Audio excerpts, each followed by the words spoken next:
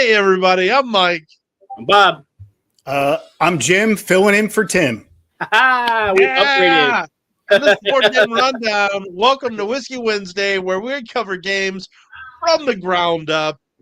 We've got one of our favorite guests with us. It is Jim, Pimp of the Dead Pole, designer and illustrator of Zombie Survival Infection. Jim, always a pleasure to have you, buddy. It's a pleasure, guys. And I totally did a rookie mistake, which is my other computer is playing this with the delay, and I'll be right back. I feel I heard a tiny bit of an echo. I'm like, yeah. Somebody's gonna do something. He's gotta mute his other computer, so we're gonna let him do that. We'll say hi to some people. Jim obviously brought some fans with us, which we appreciate. Good to see you, Nas. We got John in the house. He says he buys expansions as if he loves them, but rarely plays them. Yeah, I think of a lot of us are in that boat. We'll definitely get into that. Definitely seen Blue Pearl in the stream before. Thanks for joining us. Brandon's in the house. Welcome, Carlos. Brandon in the house with us. Again. He's a regular, and of course, Jazz is in the house, probably downstairs. Nope. And acknowledging Mr. Pimp. Mr. Pimp. Of course, Nick, he's a regular, asking where Tim is at. He's going to be late. Here. He's going to be here. Timbot not found. That's right. Yeah, and it's Jimbot is what it is. Jimbot. Tim got bit by a zombie, and this is the result. Yeah. That's an upgrade right there. Tim said he'd be about an hour or so we do expect him here before the show is over. Although sometimes things run longer than you expect. So if he doesn't, then he's got family stuff going on. So, Jim, your Kickstarter for Zombie Survival Infection, the expansion, has funded. Congratulations, man. Thank you. Yeah, we hit it in literally exactly the 1 hour mark. So nice. That was really exciting. I was getting ready. I'm getting ready to make posts that we're doing well and all this other stuff. And I look up and I was like, oh man, it's only a couple minutes. We could do this. And man, we hit it. And I was really excited. I mean, my plan for the day was actually launch, go to my favorite brewery, have one, and wait for it to fund, and then come back and do all that back end work. But no, we hit it, and I was like, "Oh, okay." Now I was just dreaming about stouts, typing away and fixing the graphics, saying funded in an hour and all that stuff. So it was awesome. Obviously, I couldn't have done it without everybody's support.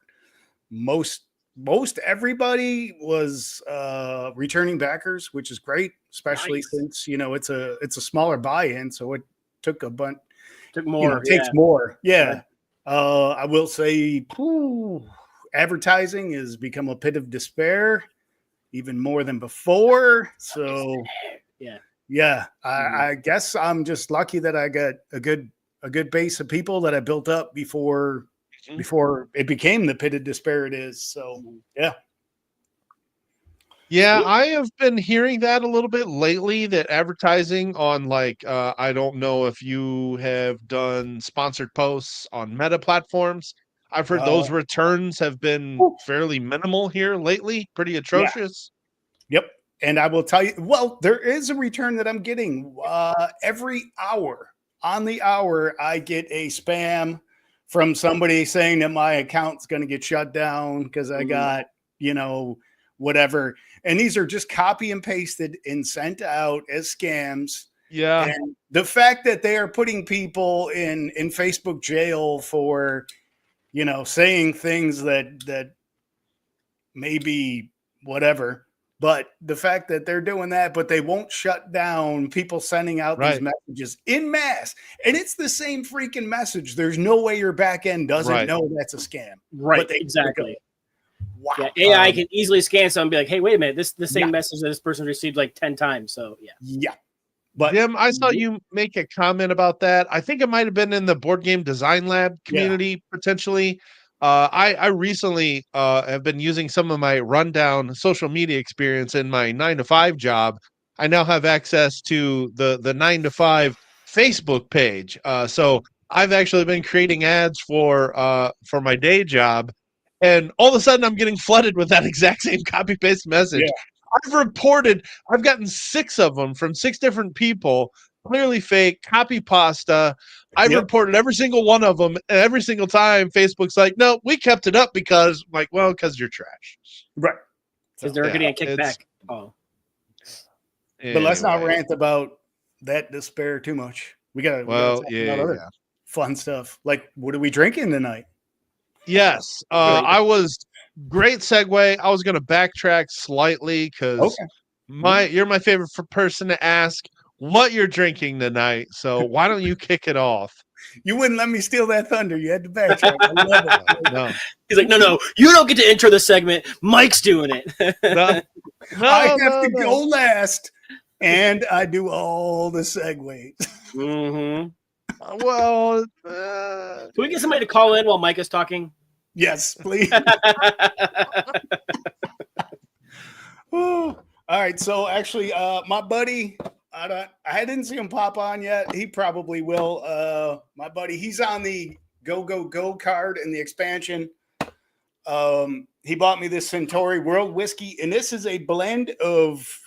It says a Japanese crafted blend of Irish, Scottish, American, Canadian and Japanese whiskeys. So I'm gonna bust a melange of whiskey. If you yes, Suntory, huh? Okay.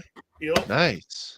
So, yeah. So is this gonna be your first? Oh, this is gonna be your first little sample of it here. Yeah. Oh wow, that's a slick looking bottle. Oh wait, it actually is. I like that. I like that gold foil on the lettering. Yeah, and this little cutout on the back there. Yeah, interesting. That's very snazzy. Digging that. Okay. So, Bob, what are you pouring tonight? I am working on the bottle of Woodford that I had sitting around so I can get into the one that you gave me. There you go. So, yeah, working on that guy. It's about to be done. I might finish it tonight. I do have to work tomorrow, so we'll see. That's right. Yeah, that hasn't stopped me here lately. Jeez. So as a tribute, we got a whole bunch of industry friends that are at Gamma this week.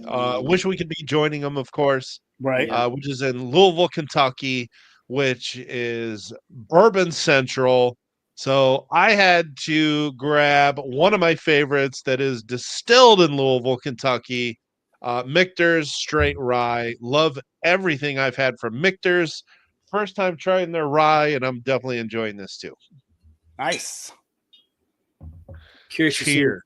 Yeah, cheers. Congratulations, Jim. Thank you. Yeah. Thank you. So, Jim, I don't think I ever mentioned this. So when we were doing our 2-year Whiskey Wednesday celebration, I've mentioned it on the stream, but I don't know if I've mentioned it specifically to you. I did a whole bunch of counting. In fact, I counted 100 Whiskey Wednesday episodes to figure out that you were on our 100th Whiskey Wednesday. The last time you were on in October. Yeah, and I didn't realize that till a month later. So nice. That was on purpose, you mean? Don't you? Isn't that what you meant to say? Oh yeah. I knew it. I just held it from you. Yeah. But you're back for Whiskey Wednesday 117. How is this Suntory? It's very good. It's got it's definitely got a fruity kind of berry flavor to it, or smell at least. I like fruity. I wonder if I get that around here. It's a good one. It's very smooth, and the only bite is actually kind of in the back of the throat. It's very good. Nice. Oh, Kevin says Chris he's going to be doing some Knob Creek there, but he's had a few beers. What kind of beers though? Mm-hmm. Yeah, there you go. That's a good question. Also a craft beer enjoyer, but laying low on the carbs right now, so I haven't had myself a craft beer in way too long. We're gonna break that at origin, bro. There you go. Yeah. So here's a question for you. I might know the answer, or Mike might know since he did a bunch of researching. Is this including Friendsgiving? Is this your 4th time on the show? If you count those little guest stars, Well, there were like 3 times right before I launched, right when I was delivering, and we did the Halloween show. So we did 2 Halloweens, and then this. So it was my 3rd main. But then, there was a couple of guest appearances, cameos, if you will. Yeah, come in for some guest snark. Nice. You're gonna start pushing Googs for most appearances. Yeah, right. Yeah, no kidding. Well, you keep getting stuff funded, and right? I mean, why would we tell you no? Yep. Right. And you're a big old so of course, for those that don't know, Mortal Reckoning, man, I can't finish words today, is an expansion for your base game, Zombie Survival Infection. For those who aren't aware, why don't you tell people what the game is actually about, kind of how it plays, and what this adds to the base game? Oh, look at that. Great question. The game overall is a camp versus zombies experience. So very much like The Walking Dead, where everybody controls their own camp, and you're going to do whatever it takes to keep you alive the longest, with the goal being to be the last camp standing. So if you get knocked out early, though, you're not out of the game. You come back as the zombies. It's pretty gritty. It's pretty raw. It's you gotta enjoy beating up on people, because you're gonna be friends until it no longer benefits you, which to me is pretty much like the real zombie experience, if you will. So, because humans just suck. So, what Mortal Reckoning does is, and I'll get into more once we really get into expansions, but Mortal Reckoning is a bunch of cards, chips, and a little bit of rule set. But in the rules, there's 2 new play modes. There's one where you can actually kind of team up with each other, or you can play 2 camps if you want to make it a little more interesting. The other play mode is, basically it gives you the official okay to swap out the characters and the hideouts when you have a smaller player count. Because some people, don't like to do things that are against the rules, which I totally respect.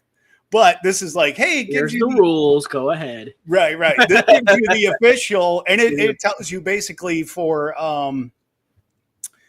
balancing purposes, you want to at least keep the same number, It also gives you little guidelines. Like if you threw all the characters and all the hideouts in, nobody's going to get wrecked for like quite a while. So it gives you 2 new rule sets.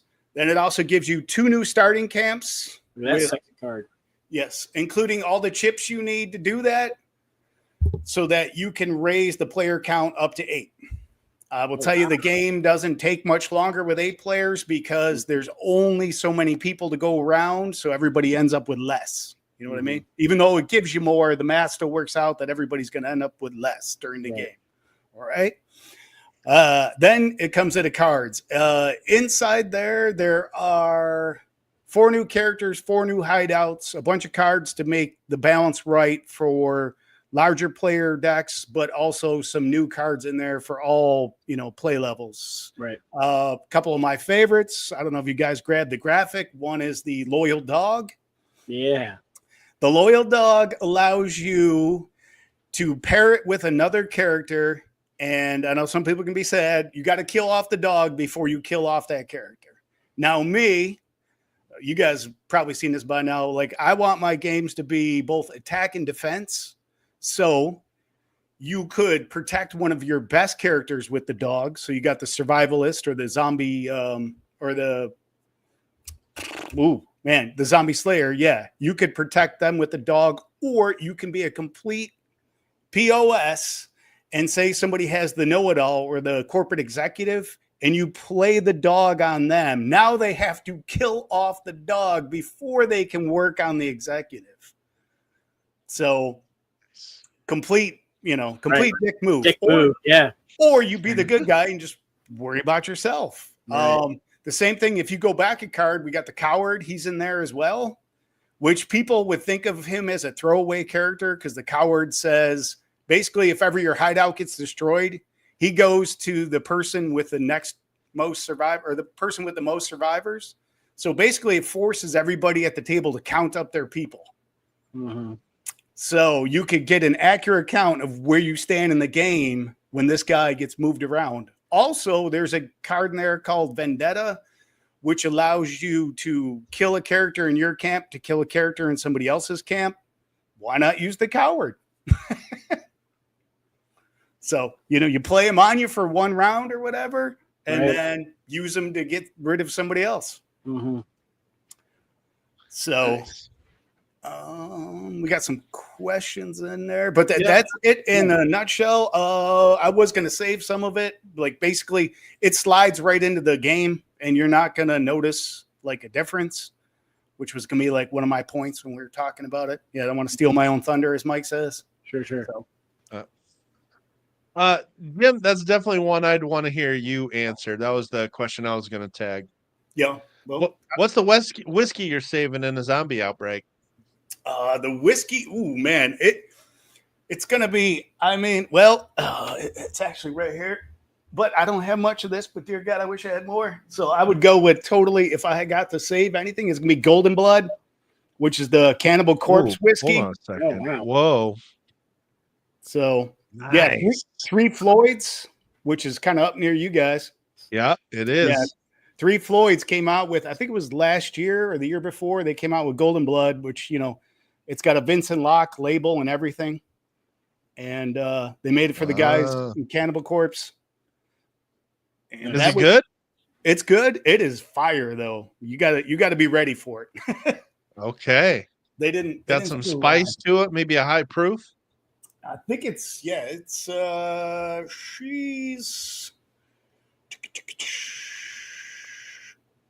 100 proof. So yeah, 50%. Okay. Yep. And it's single barrel straight. So they just pour it out and you're good to go. Nice. Yeah, it is a very nice looking bottle there, Kevin. Especially if you're, like the old school Vincent Locke stuff. Mm-hmm. Nice. That one's a little bit of a tricky question for me to answer. The most expensive bottle of whiskey I've had is Blanton's, and I didn't actually care for it that much. Oh my goodness! I was kind of disappointed. I was surprised. Not as good because as of how hyped it is. But Dragon's Milk, who is a craft beer company, makes a fire whiskey called Origin. It is one of my favorites. But also, any Maker's Mark private selection is fantastic, where they just put different combinations of like wood spires in it to change up the flavor. They're all good. I've had like 3 of them, and they blow me away. Okay. Yeah. I'm definitely going the practical. I'm grabbing my bottle of Maker's because it's the biggest. So that is so practical. My other high-end stuff I haven't even cracked open yet, so I can't say for sure if I've saved with like the E.H. Taylor. I don't know yet. Still closed. I'm actually gonna I'm gonna hit my most expensive bottle here in a little bit. Okay. So, yeah. We got another question that we'll hit is how long did it take you to create such a system that allows for 8 players without it being too short or too long? It was just a matter of little play testing and doing the math. There is a spreadsheet. And it was a lot of play testing. And then about half of it was, sounds weird, with myself and sitting down with 8 spots at the table and, doing the math and seeing how the dice would work and how the people would get dispersed. And, seeing if it would take longer or not. And generally it came in at about the same as a 5-player game. So the system would definitely be me play testing with myself a lot first, then getting a group of friends together and then doing the spreadsheet once I got kind of close to the point. I will say also with luck, the amount of chips I've needed fit perfectly into the card box. So, wow, that was like a blessing. Nice. Yeah. Nice. Which is like, man, that's the part they don't tell you about this. the designing games is like designing the box and Storage fitting solution. and just like, balancing the price of components. Mm-hmm. That whole deal is something. This is So also something, the.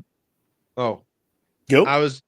I mean, the quick plug, Bob. This is the only game with a playable card that has the guys from the rundown in it. So, Right. I mean, if that's a reason to get you extra backers, then it's worth mentioning. that'll Of get you course, the bump.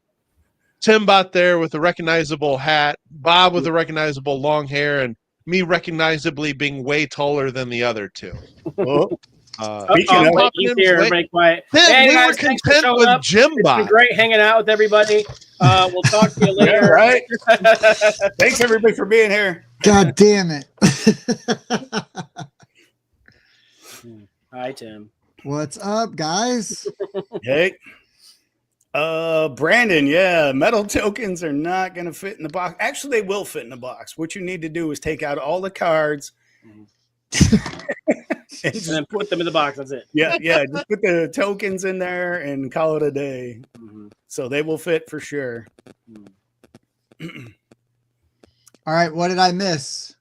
What we're drinking. I tried to do that intro and Mike wouldn't let me have it. So Mike, Yeah, you want to really do it rude. again? I mean, he had it. He beat me to it. So It's true. you Brandon know. didn't call it. But we said it'd be an hour before you showed up, and Brandon was like, "Oh, so you mean before the list starts?" Yeah, I mean, still accurate. Yeah. I don't think there's really a list tonight. No, Yeah, it wasn't. well, I didn't make a technically- list. Yeah. I didn't either. I mean, I have a list. I just didn't number them. Okay. Yeah. I'm just, I mean, I just wanted to make sure I covered the basics and plus some expansions that really don't work. So Right. Okay. well, I'll save all my comments for the actual topic conversation. yeah, Alright. you haven't missed that yet. So there's that. Tim, what you drinking? Nothing yet. I grabbed a V8. Oh, Oh, It's like, wow. V8. How much vodka's in it? yeah, I know, right? not enough. I never thought Tim would drink a V8. Listen, man, I don't eat vegetables, but I'll drink them. Okay. Isn't that like mostly tomato juice? I don't know. It's 2.5 servings of vegetables, man. Get off my back. We should ask Tim the question that was asked that we answered. Okay, Okay. hold on. There's carrots, celery, beets, parsley, lettuce, watercress, spinach. A bunch of stuff yeah. you would never eat. Yeah, there's Hell a yeah. 100% chance Tim would never eat any of those things. Put it on a plate, Tim's like, 100%. nah, pour it in a glass. Okay, And I'm using my Jeopardy koozie that my friend made me.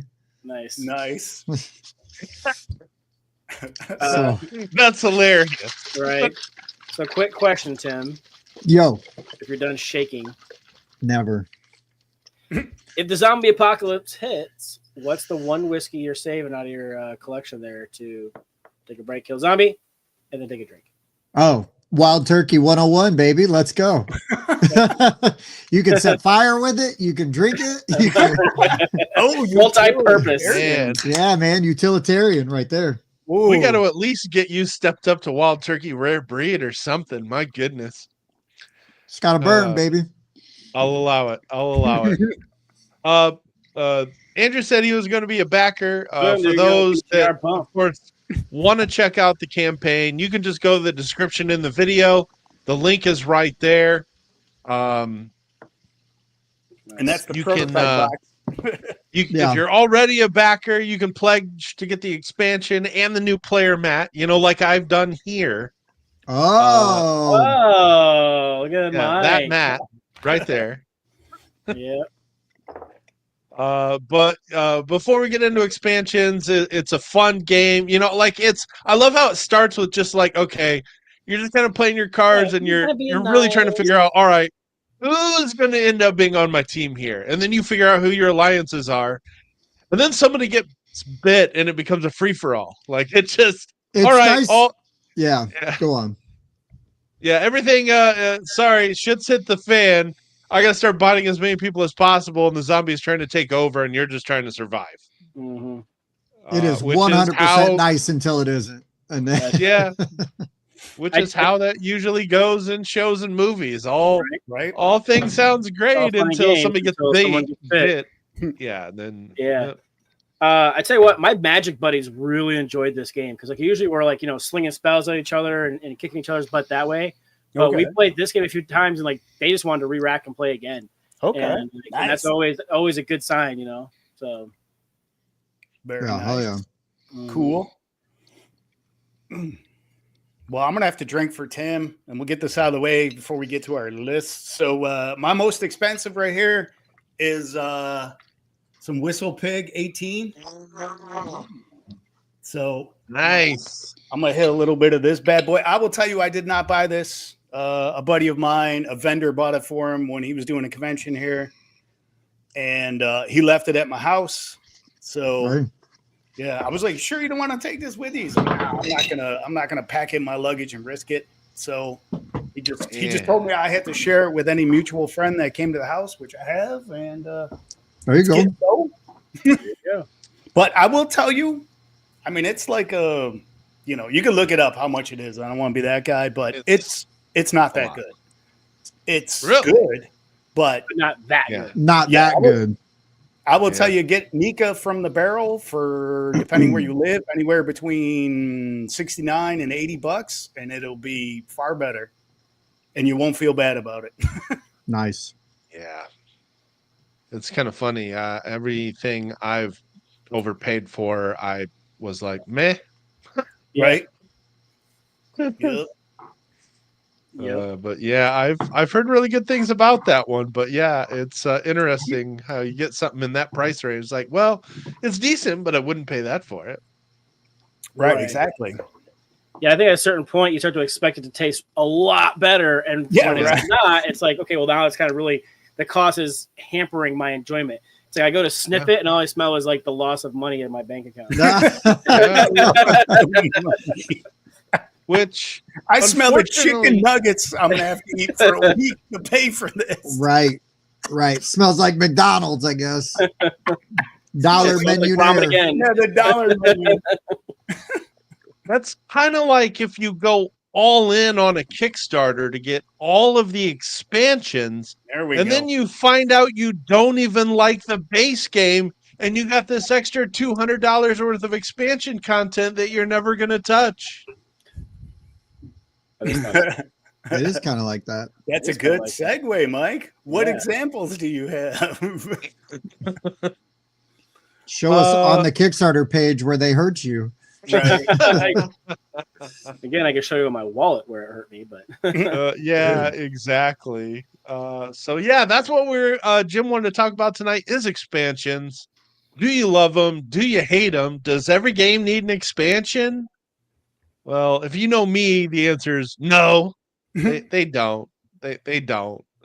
And I'm very selective about the games that I will get expansions for, because sometimes it's hard to get even the base game played once a year. So what do you need more content for it for? Unless it fixes a mechanic in the game, adds more replayability or variability. How do you guys feel? I feel like Carlos wants to know your story. I mean, I feel the same way, right? I mean, like there are some games I think that are just fine out of the box, but then like some games, like, and I'll go ahead and say the Champions of Midgard, where the game was okay, but as soon as like the Valhalla expansion comes out for it, it just makes the game so much better. And so I always want to look at it to see what it's going to offer. But I've definitely been burned by I'm buying this and all the expansions with it, and then come to find out I didn't really care for the base game. Should I bother opening these expansions up or not? Yeah, the problem I have sometimes though is that if I'm backing a game, I just want to have all the stuff for it. I just do. That's just my natural inclination. Mm-hmm. Do you need it? Probably not. I think that's a dealer's choice thing. Like, I'm not going to get wallet shamed by Mike because I want everything for it. And he's like, well, I didn't need everything for it. I just wanted the base game. Like, okay, we get it, Mike. You're frugal. You're good with your money. Congratulations. I'm happy because I'm like Smaug over here sitting on my pile of games. But I think at the same time, though, I mean, there's something fundamentally wrong with if an expansion fixes a mechanic, like, or if the expansion fixes the game, well, then the game wasn't ready yet, Right. I'm also, it's really tough because I say I'm the guy that wants everything, but like there's some CMON Kickstarters I can't even look at because there's too much. It's too much to get all in. I'm way past that point. Maybe before I have my second kid, I could have pulled off something like that, but anymore, like it's got to be something that I'm either very confident that I'm gonna like if I'm gonna back it anyways. Now we do have the benefit of having being what we do now. Like we do see a lot of stuff early. We are in a position to see a lot of stuff early, where before we didn't always get to see that. Yeah. The cardboard throne. What's up, man? So, I always kind of go back and forth on some of this stuff. But for the most part, I want everything in a game. Guards of Atlantis, right? I backed everything for it. Mike backed the base game. But I wanted to have all them heroes. I want to have the options. I want to have all the factions. I want to have the options because that's just the kind of player I am. But I also, when like Cthulhu Wars, for example, I got expansions for that. Yeah, maybe Nix, maybe. Same. I got all the expansions for Cthulhu Wars. I got everything for it. I've not played everything for it. I've had everything for it for years. I'm still glad I got everything for it because I can bring that to the table. And if I'm playing it with people that have already played, I bring out some new stuff. I still love playing with the base stuff. There's, some of those OG expansions, like the first extra factions that came out that are great. Absolutely great. I don't say they fix the game, but they're just fun, and I think, add some flavor to it. Yeah. So, I mean, that's the nice thing about a game like that, where you can just take some of the expansions and kind of like mix and match, use bits and pieces. Absolutely. You don't have to use all of it or use none of it type of a thing. You can kind of pick and choose what you want to use. Yeah. And I backed that one when I only had one kid. So actually, I think I backed that before Mallory was even born. I think when you actually backed it, but then by the time you started receiving it, she was like 3 years old. Yeah. 4 kids by that. Yeah, right. No doubt. Yeah. I mean, my favorite game's Anachrony. I got all the expansions for that. I haven't played most of them, and that's just it's unfortunate because I want to. I just don't get the time to. Right. Right. For me, I'm a little... Man, I'm trying not to show this bias, but for me, I try to, like, if there's a game out there on Kickstarter or that's just coming out and it's already loaded with 10 expansions, are they really expansions at that point? You know what I mean? That's a fair question. I could see one or two, like, hey, we did great. This is some additional content we were able to squeeze in or make available. Sure. But if you've got 50 planned expansions, what's really going on here? Right. Money grab. Yeah. Well, you said it. I didn't. But yeah, it does feel like that sometimes. Like, why not just include that with the game? It's like you obviously, you got all this content. Nope, if you don't get us to 50,000, we're not going to give you these characters. It's like right. I would also like to point out, Tim, don't base shame Mike just because he only goes in for the base game. All right. No, it doesn't work both ways. This is a one-way street here. Yeah, I know it is, but I'm sticking with the people's Mike. Yeah. So. What's worse though, being a basic bitch or having the resting bitch face? Okay. So his powers combined. But for me, for expansions, I've been both Mike and Tim at different points for different games. I will say, Fantasy Flight Talisman. I went full. I had to have it all. To have it all. Yeah. And I know me and Mike brushed on this on Discord, which was like setup time to play time. And, there's a few times we've thrown this whole thing down on the table and somebody just doesn't go into the city Right. or Oh, sure. into the mountains. And you're like, motherfucker, that was 30 minutes just to put that expansion up. Right. Right.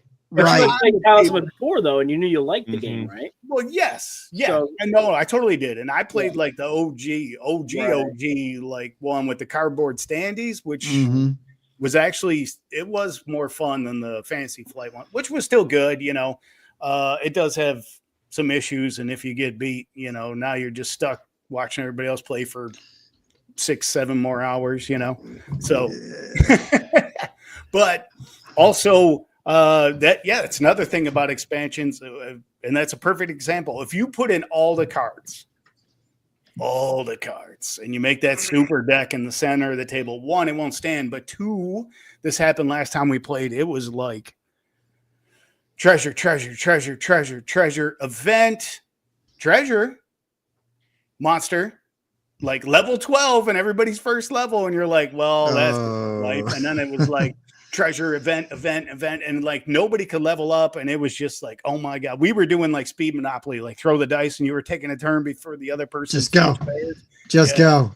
It was a stern beating. So, and you know, it got too much. I will tell you, if you play the game a lot and you're good at it, you get into that mid-level and you go into the dungeon and it actually speeds you up.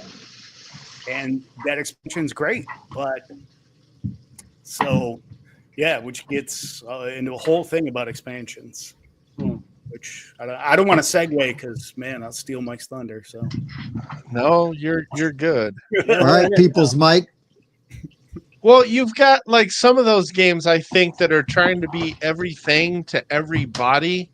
And then here comes the modules to try to introduce those different modes that will appeal to all types of players. Well, if you want the game to be a little bit shorter, add this module. If you want more player interaction in the game, add this module. If you want more variabilities in your contracts, add this module. If you want more asymmetry, add this module. And it's like, Customizing the whole okay, game. yeah, and sometimes that stuff all comes out as stretch goals. You know, and it does kind of make you wonder. I know a lot of what stretch goals are is really just marketing, though, to be honest. It's a way that you can send a new update to backers and say, hey, come check out the campaign. We added something new. But you know, there's just some games though that, like, when you're talking about, okay, let's say I'll provide an example now. It's Vindication. My first play of that game got completely ruined because it's a good 20-minute teach is what that game is. When you add the modules, every module has multiple extra rules to them. Well, I happen to be sitting down as a first-time player with someone who just got their last Kickstarter fulfillment, which was all these extra expansions they added about a year and a half ago, and he wanted to use all of them. oh yeah. Well, when you're doubling the teach time for new players, that's probably not a good idea. You know, maybe decide which modules are essential and then teach those. Sure. And maybe the ones that have less rules overhead. But what really screwed us over is that there's one particular in-game card drawn, and this is a game that can have modular in-games, you know, depending on what the final goal of the game is. And the one chosen was the one that was going to make the game the shortest. The teach took longer than playing the game did. I'm not even exaggerating. It was about an hour of teaching everything, and the game took 50 minutes to play because of the end game. Now, Mike, I think, like, I understand your story and like what you're talking about, but I don't think that applies to, do you need the expansions or are they worth it? Because what you had was a bad game host experience. Now, if that situation and those modules were applied in like a good setting, you know what I mean? And maybe you're already familiar or you've already committed, hey guys, come over, play Vindication. We're going to, like, this is going to be like a whole thing. Please be prepared. Totally different scenario, right? But what you walked into was like a different situation, whether I think, my opinion, different situation than our expansion's good, worth it, worth the effort. Again, not all modules and expansions are created equal, but I think that I guess if you want to take your story but put it over on the person who is hosting the game, and they're like, "This is going to be the only time I'm ever going to get to play this game with all these modules." Well, now they put them in, and they shoehorn them in. Well, again, they're being a shitty host, because you shouldn't do that to either A, new players, or B, if you're not very familiar with it and teaching it. But I'm guessing you were learning a bunch of that out of the book, right? Were they learning it out of the book? Also that, yeah. Oof. Yeah. Oof. Different thing, right? Like Bob and I could teach anybody Taverns of Tiefenthal with all the modules without even cracking that book. Right. Maybe not the newest ones, but still. But you get my point, right? Yeah. Like, we know 7 of 8 of those modules, so it's like the part of base game. But if you're playing with newbies, you can dial it back to keep the simplicity down. Right, but also we're not assholes when it comes to hosting games and teaching people. Yeah, so that was kind of a sort of a blanket public service announcement that if you're going to do that to people, just be cognizant of what that's going to add to the teach time. And yeah, there are some games where modules make the game better and add very limited rules overhead, and that's where I believe those additional modules are must-have expansions, like Taverns of Tiefenthal. Perfect example. The stuff that they add in what I think 2nd edition prints is all the modules available for the game, and you just use them all because they all just add more replayability and very little extra to explain, which is great. Okay, so what has been the best expansion you guys have gotten for a game? What's your favorite one? It doesn't even have to be the best, I guess, just the favorite one. What's your favorite one? The one you've been happiest with, you've gotten the most miles out of?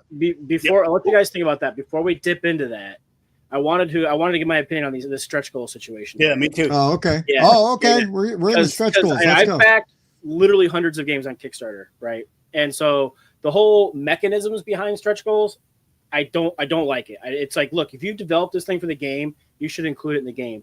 Stretch goals to me are like, hey, we have standees, but if we can hit a certain amount of money, we want to upgrade these to minis. We want to upgrade. Those are real stretch goals, right? Yeah, like quality of life types of improvements for your game, not mechanisms, and stuff like that. Because that kind of stuff, if it's developed and it's good, put it in your game. What? Don't force people to like, don't hold it, for ransom. So solo mode shouldn't be a stretch goal. Yeah, right. Because if it's already designed, then okay. But yeah, so to me, like I'm saying, like, oh, we're going to upgrade these pieces. Oh, if we hit this certain amount of money, we're going to go from regular plastic dice to upgraded dice. We're going to, put the UV finish on the box. Just basically quality of life types of things, not necessarily, mechanisms and things that make the game run. So that's just my take on it. Jim, what'd you have to say? I'm pretty much the same with you. I will say I kind of had to dial them back because, without getting into it, I was taking a 10% hit on the game this time over compared to if I just did this 2 months ago. So I didn't want to, my pricing was already set. So I did have to pull back some things, but they were things that were going to cost. So it was like, okay, I know I'm going to get in. I know it's going to fund. I didn't know it was going to fund in an hour, but I know it was going to fund. So I had to, I did some hard math. I will say to this point of like keeping extra mechanics and things back, I also had most of this expansion ready for last Kickstarter. So this might give me some boost. I had most of this ready for last Kickstarter. However, I did need to reach a certain point where I could pay for it. Right. Which is why it wasn't included. Gotcha. I did the hard math, and that many more boxes and that much more freight and that much more production. I wasn't going to make it. And I will tell you, like I think I made like $1. Last Kickstarter. I have games, so when they sell, I make more, and I'll actually get money. I'm going to Origins. We're going to kill it. So I'm happy with that. Right. But it was just, yes, I had stuff, and I had stuff that was almost ready, and I could have got done in time, but the money just didn't hit. So it wasn't one of those like, we planned on it. We're going to put it in there, but we're saying it's a stretch goal. For me, it actually was a stretch goal. I guess that's basically what I was saying. You need to hit a certain amount of funding in order to be able to afford putting that stuff in the game. Right. So, But let's you can also, tell- there's a difference though between an independent publisher and somebody who like Right. Queen Games, somebody or owned by CMON. Asmodee. Yeah. Yeah, 100%. right. Yeah. Couple things. One, Jim, just to clarify for everybody, you're going to Origins and you'll have a booth Correct. for you, right? Yeah. Zombie Survival Infection. We will be there. I'll be there. Oh, yeah. Me and the table flipper will be there. So Nice. Awesome. Miss Vendetta will be there. She says she can't run demos, but I will tell you, if my wife's running you through a demo, she knows how to do it. Trust me. I So thought that was her. That looked like her. Like that looks like his wife. yeah. She gonna flip a table. So there's a good story, which was, 2-3 weeks ago, we were playing a bunch. I wanted to get her familiar with the expansion and just to get some shots and stuff. And I tried my best, and she beat me 3 games in a row. And that almost never happens. Usually when I get beat, and I'm trying my hardest. I'm playing with like a group of friends that are already gamers. Mhm. And they're like, "Oh, we're going to destroy the designer." And I'm like, "All right, guys, bring it," And they usually do beat me. But so she Nice. beats me 3 in a row. And then the next game, she doesn't do so well. And, I get a bit of luck and I bring it and I'm beating the crap out of her. And man, she's losing her mind and just full eyes are vibrating and like hands on the table.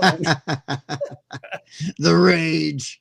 Yeah. So I was actually on a podcast called, oh my God, I'm going to screw it up. Oh, come I haven't heard of that one.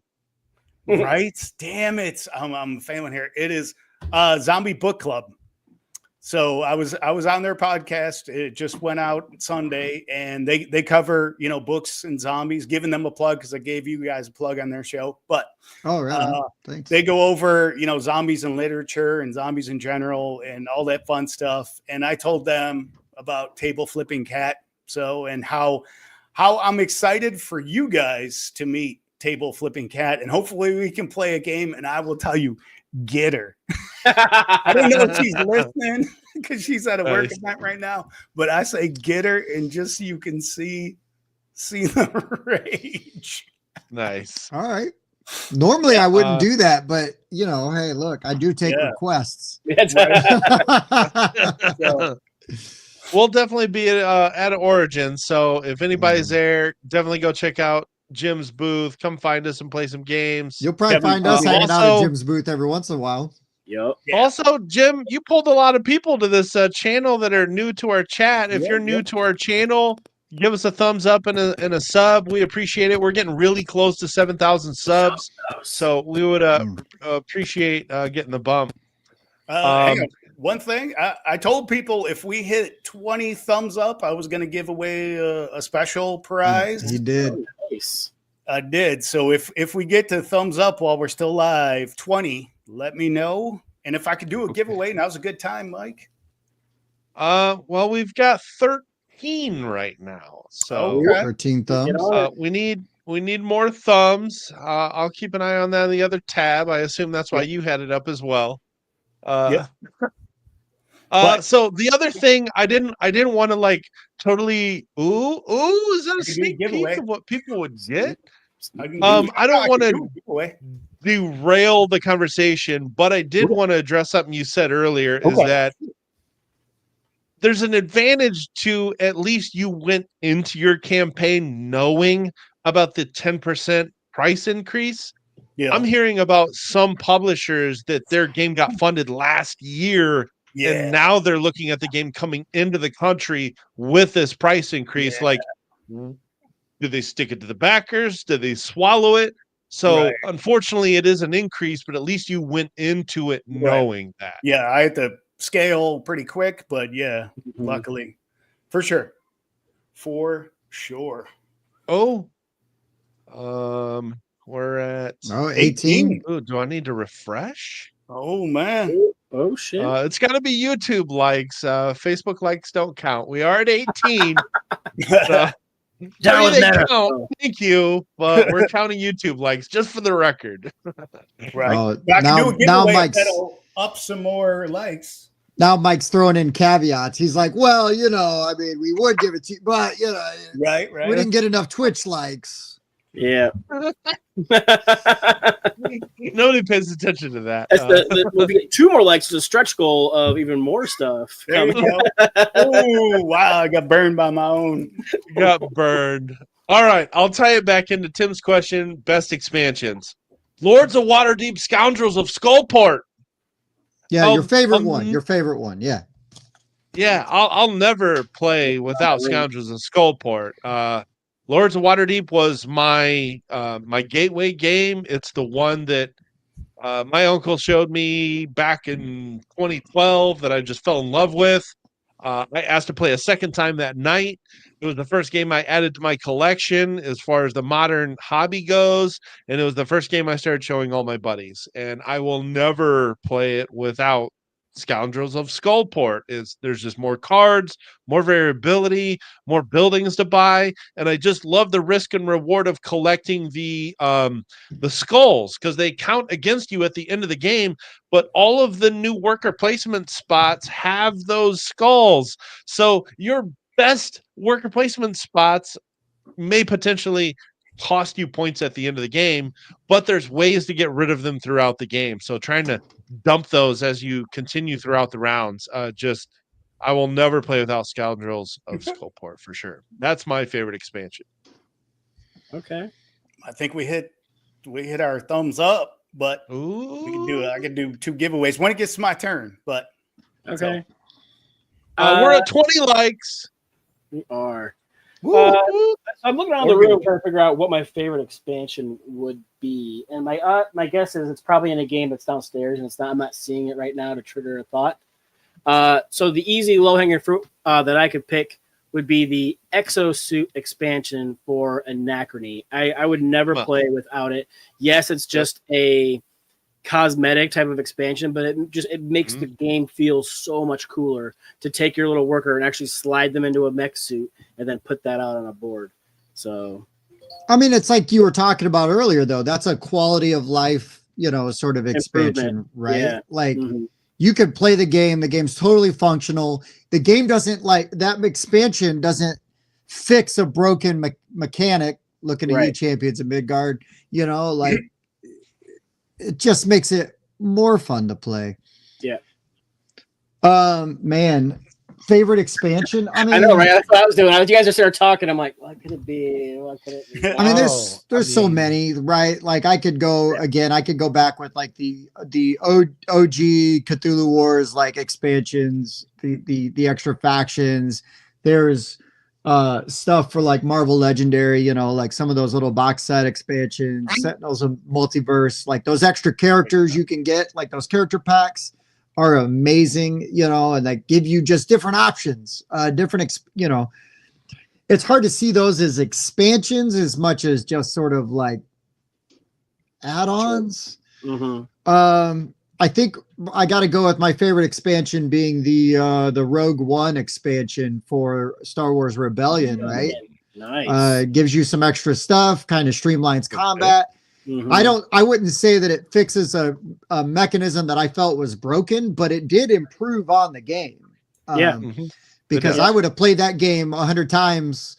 The original one. Yeah. But now that I've got the expansion, it's all in one. Choose from, it's all in one box. Combat's better. Might as well use it all, right? It's all right there.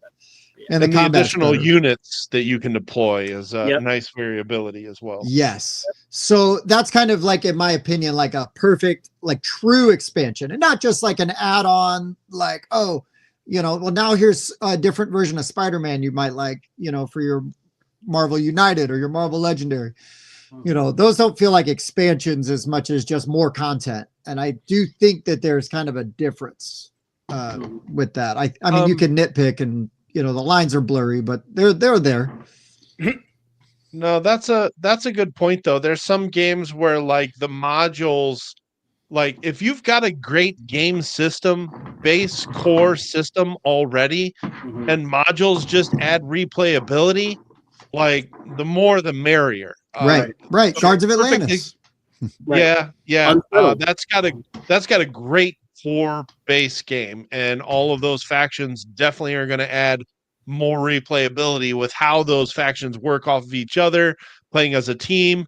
I was going to talk about Sky Team. That's just that base game is just great, and you're like, okay, this is a cool system here, but the game gives you specific combinations of modules to use, and it really just encourages you to mix and match them however the hell you want.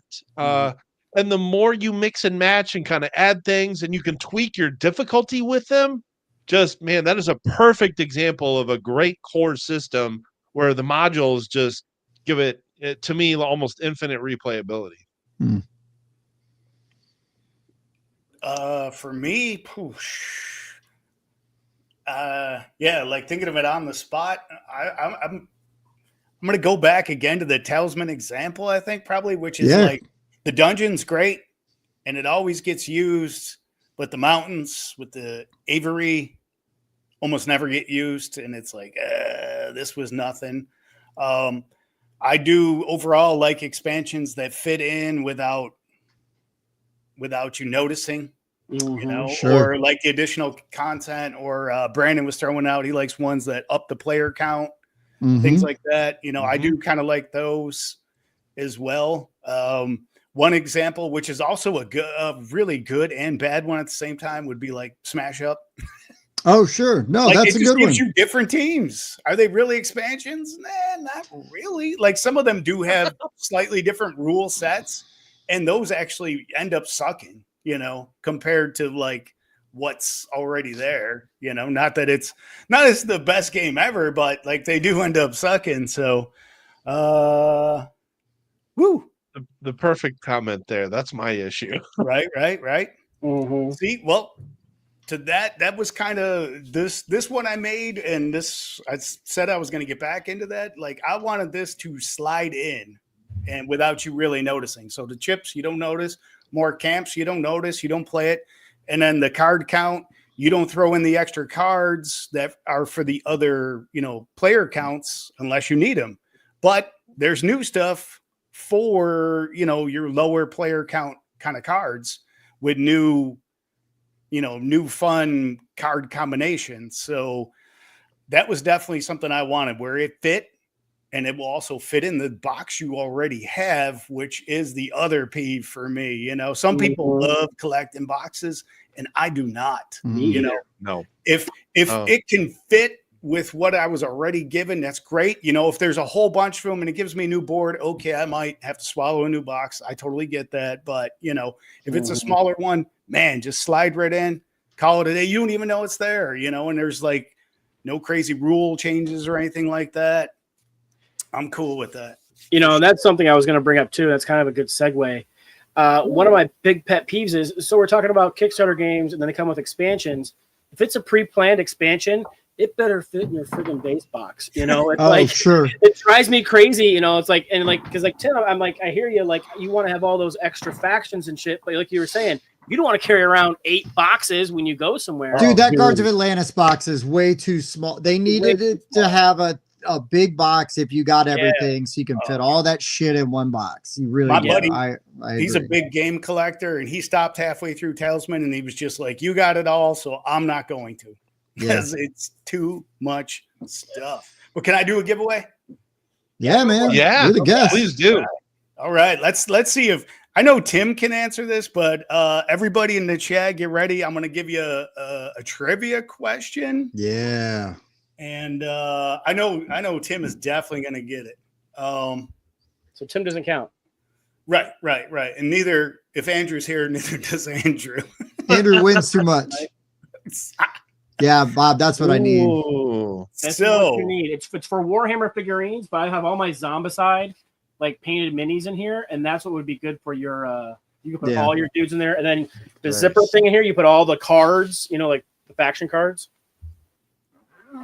Anyways, This Okay. we're gonna come back to this comment right here. All right. okay. Oh, all right. So trivia question, everybody. It's going to be zombie related. The prize will be, I got this print. Basically, this is the mini comic that is happening in the center of the rule book, which a lot of this art I actually made years ago, and it was kind of a lot of the basis for the game. So not a lot, but it was the impetus, the thing that got it rolling in my head. All right.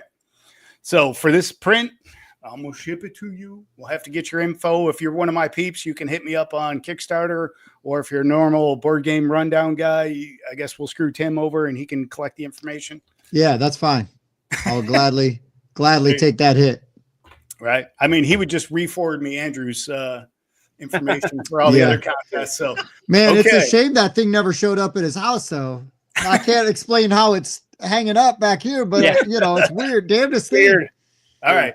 So everybody get ready with your typing. If you cheat, you cheat. That's fine. Whatever. I'm sure somebody can type faster than you. All right. In the 1985 Day of the Dead, the Doctor, Dr. Matthew Logan, what was he called? What was his nickname in the movie? Tim, do you know it? I'm pretty sure I do. I don't. First one to answer it gets this print. And because we hit those subs, we're going to be giving away something extra special. Rawr. No, it's not Doc. It's not Doc. Nice. I like the zombie hearts. Yes, no. It's not Bub. It's not Bub, but he was experimenting on Bub Frankenstein. Brandon's got it. That's Nice. right. That is right. All right, Brandon, you got it. Well done.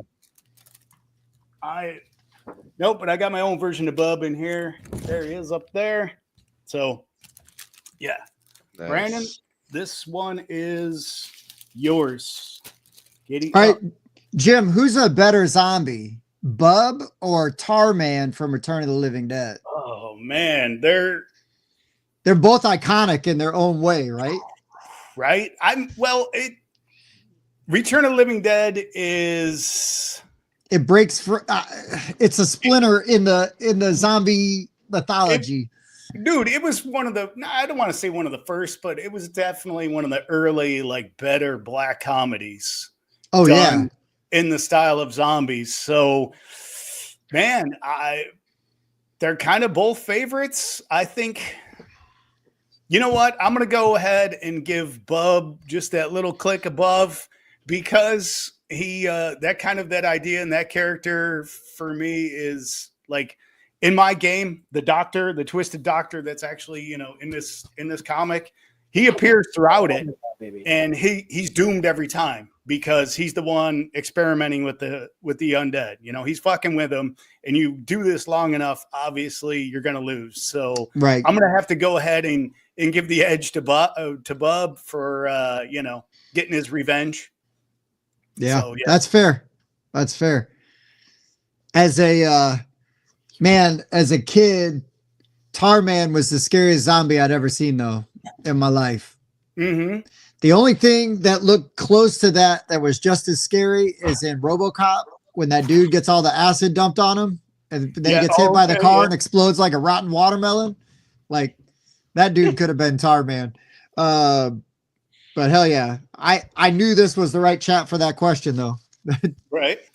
And, you can't just walk into Pop Culture Jeopardy and be like, who's better, Tarman or Bub? And they'd be like, what are you talking about?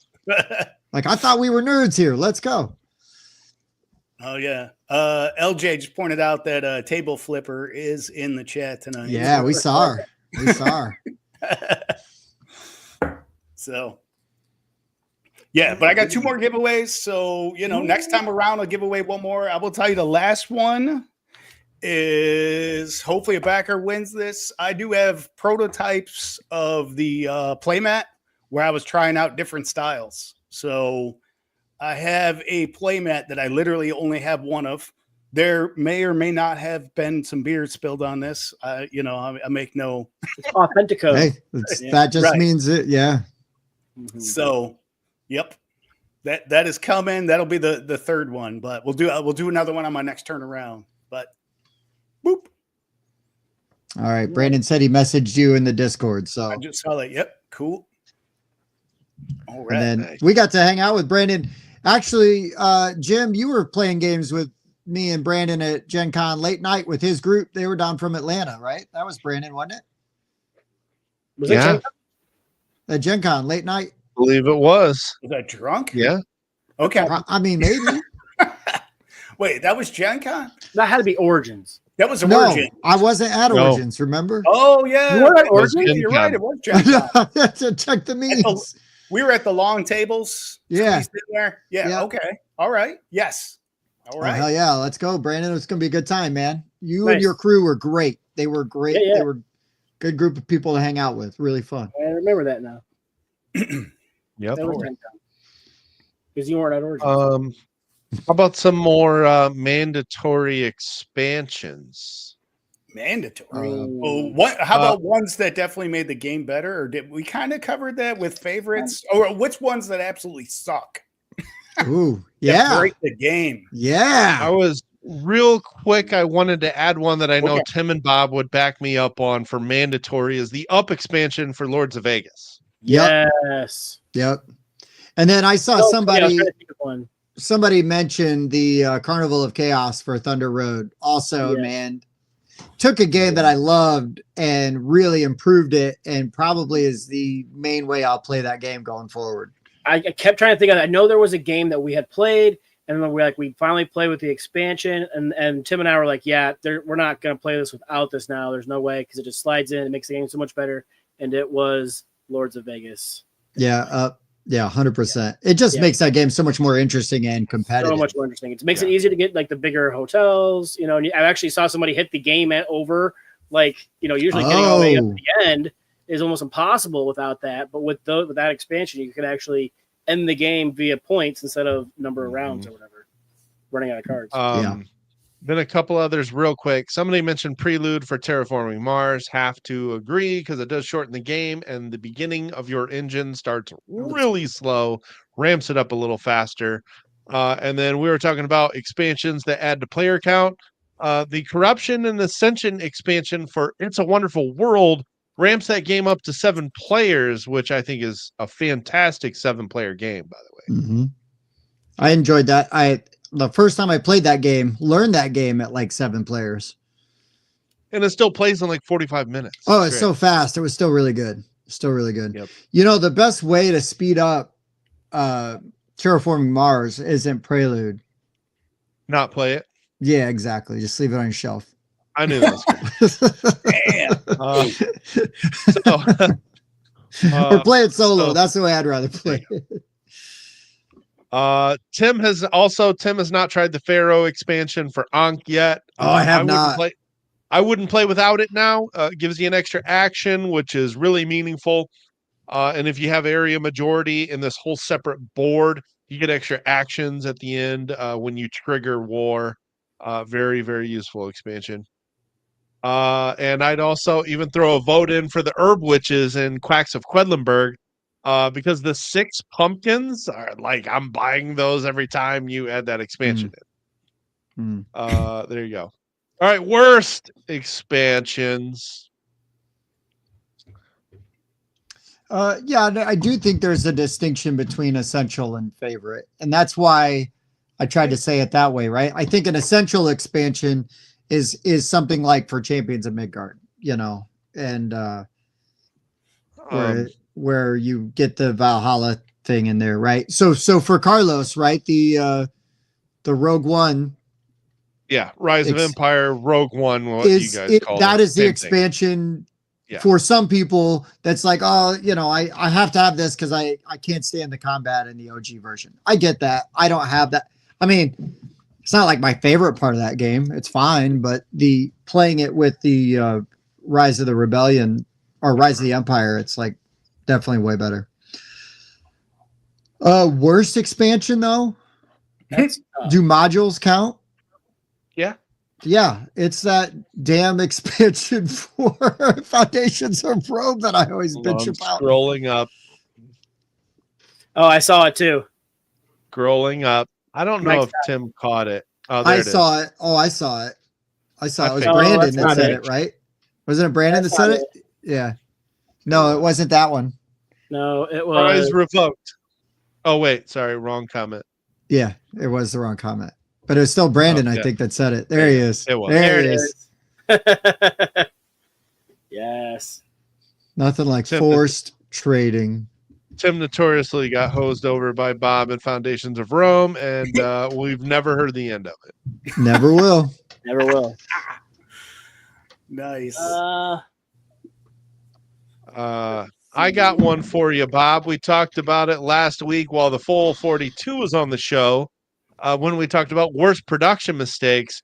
And that's the miniatures expansion for Arcs. Oh, yeah. Yeah.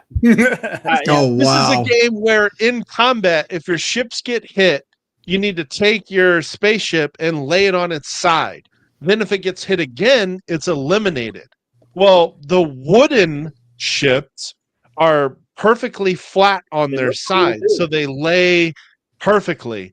They added miniatures to the game, and the miniatures fall over faster because the base is narrower than the side of the ship, so it's easy to just randomly knock them over. And if you do that, it's like it totally ruins the combat. Wait, did you knock that one over, or did I already hit that ship?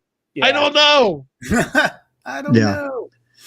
It's rough. That's a bad expansion. That is a And bad. they do consider that expansion, by the way, because you can buy it separately, and it's called the miniatures add-on. So I'm looking around. I mean, standalone expansions. Are those? I don't know. No, Pick whatever you want. Jeff's got a good comment, which is also true. We've all been there. Well, except for Mike. Oh, yeah. Oh yeah. you know, Can't get them. great comment, because I think that's actually one of the major reasons that Clash of Cultures was reprinted, because the Civilization expansion, a lot of people said was mandatory, and that went out of print way before the base game ever did. And so they reprinted it to include that in the monumental version. Is that the Jeff C from St. Louis that we know? He's not from St. Louis. Isn't he from St. Louis? No, he's from like Lansing. What? What? Are you talking about from Lansing, working with Missouri? DD Games? No, I'm talking about that we met Pat and Julia's friend. I thought that. Oh, I don't know. Yeah, I don't know. Okay. I know what you're talking about now. Yeah. Anyways, worst expansions. I'm still looking. Oh, see, he's from Vegas, so we're both. You're way off. Way off. Way off. Samsonite. Samsonite. Yeah. And Brandon asked earlier in the chat, and no, we have not retried Great Wall with the black powder. So correct. That's correct. my Great Wall's still right there. Still that big old white block in my cube. Yeah, man. If LJ is still on, I'm drinking your Centauri right now. It's pretty damn good, brother. Nice.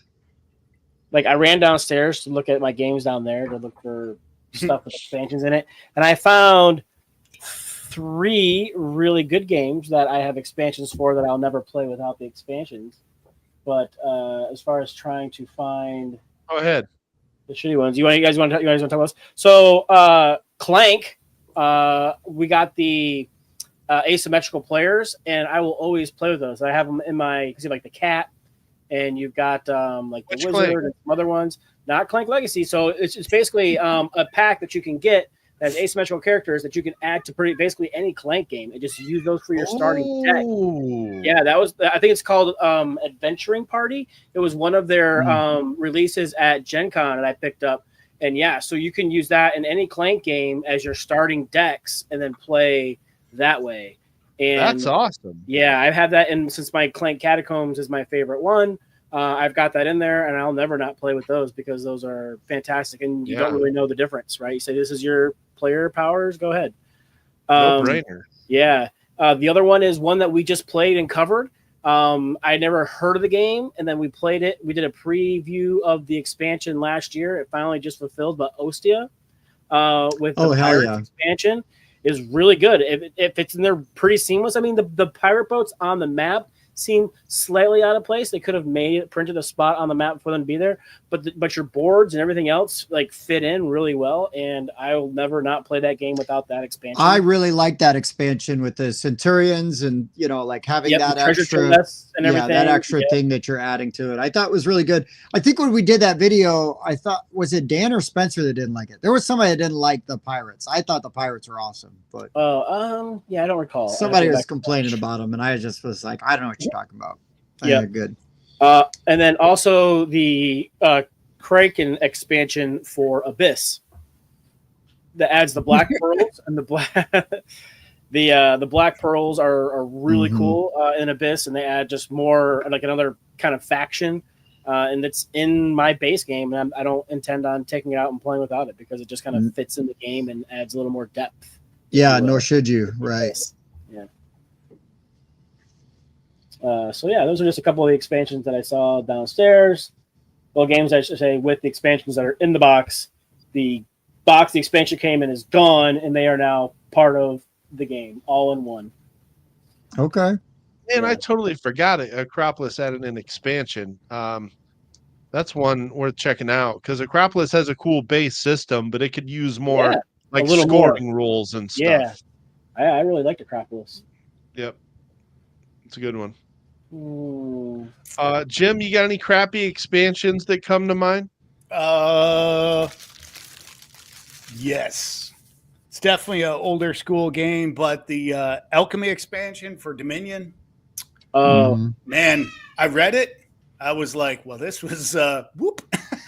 Then I did play it. I played it with a bunch of people at my previous work, and like one person tried to dive into it, and everybody else just did the usual core stuff, and they were dead fucking last. Yeah, dead last. You're spending time, like extra time, converting things to make the other thing, while everybody else is just like buying up coins and then buying land, and you're like, nope. It's kind of funny. I almost said Dominion by default because there's so many expansions. I figured some of them had to be shitty, but I just didn't know which one. There you go. Now you know. Now I know. Alchemy's a steamer for sure. So, but I could do another giveaway. Cleveland style. Yeah. Ooh. I got another trivia question. If you are a backer or you want this, you might not want it if you're not a backer. If you're not, I got another option for you, but which I haven't shown you what the it is. It's 8:00. Al wants his treats, and his mom's not home. So. It's funny. I heard that cat, and I thought it was mine for a second. I was like, oh. Yeah, no. He's it could have been my cat the way they are. So yeah. Whoever wins gets their choice. We have the nice. Yeah, know the enemy. One to the head will keep them dead. Nice. So this is the human resistance movement. This is basically the humans making propaganda posters to fight. Yeah. That'd be a sweet like sign to hang up. Like, yeah. And actually, this graphic appears in the background of one of the cards in the expansion. So, but you can either get this print, or I have originally.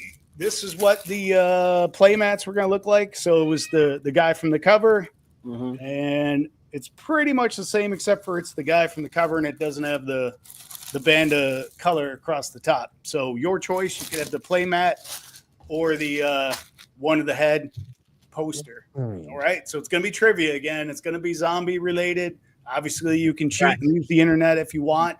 This one's going to be a little tougher. We'll see who's the quickest. Are hosts eligible to win? What's that? Kidding.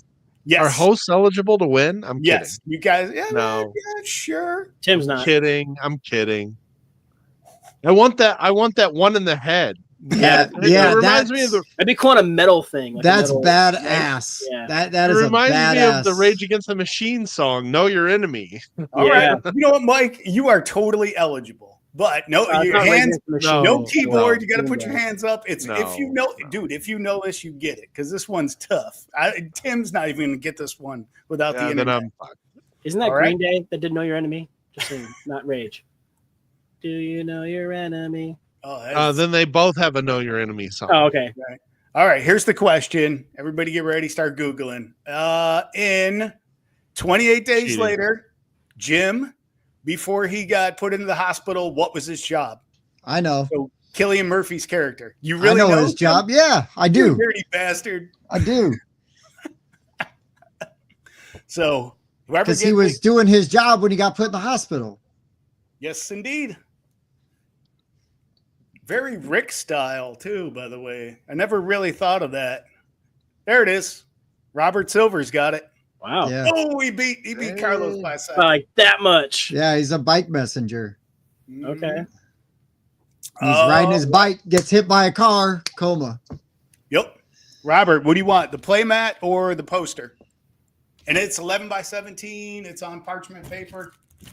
Limited. I think I only made like 20 of these guys. So which one do you want? You need to print off some of those fuckers and sell them at Origins and Gen Con, man. I'll have probably 10 left or so by then. So yeah. So Robert, let me know what you want.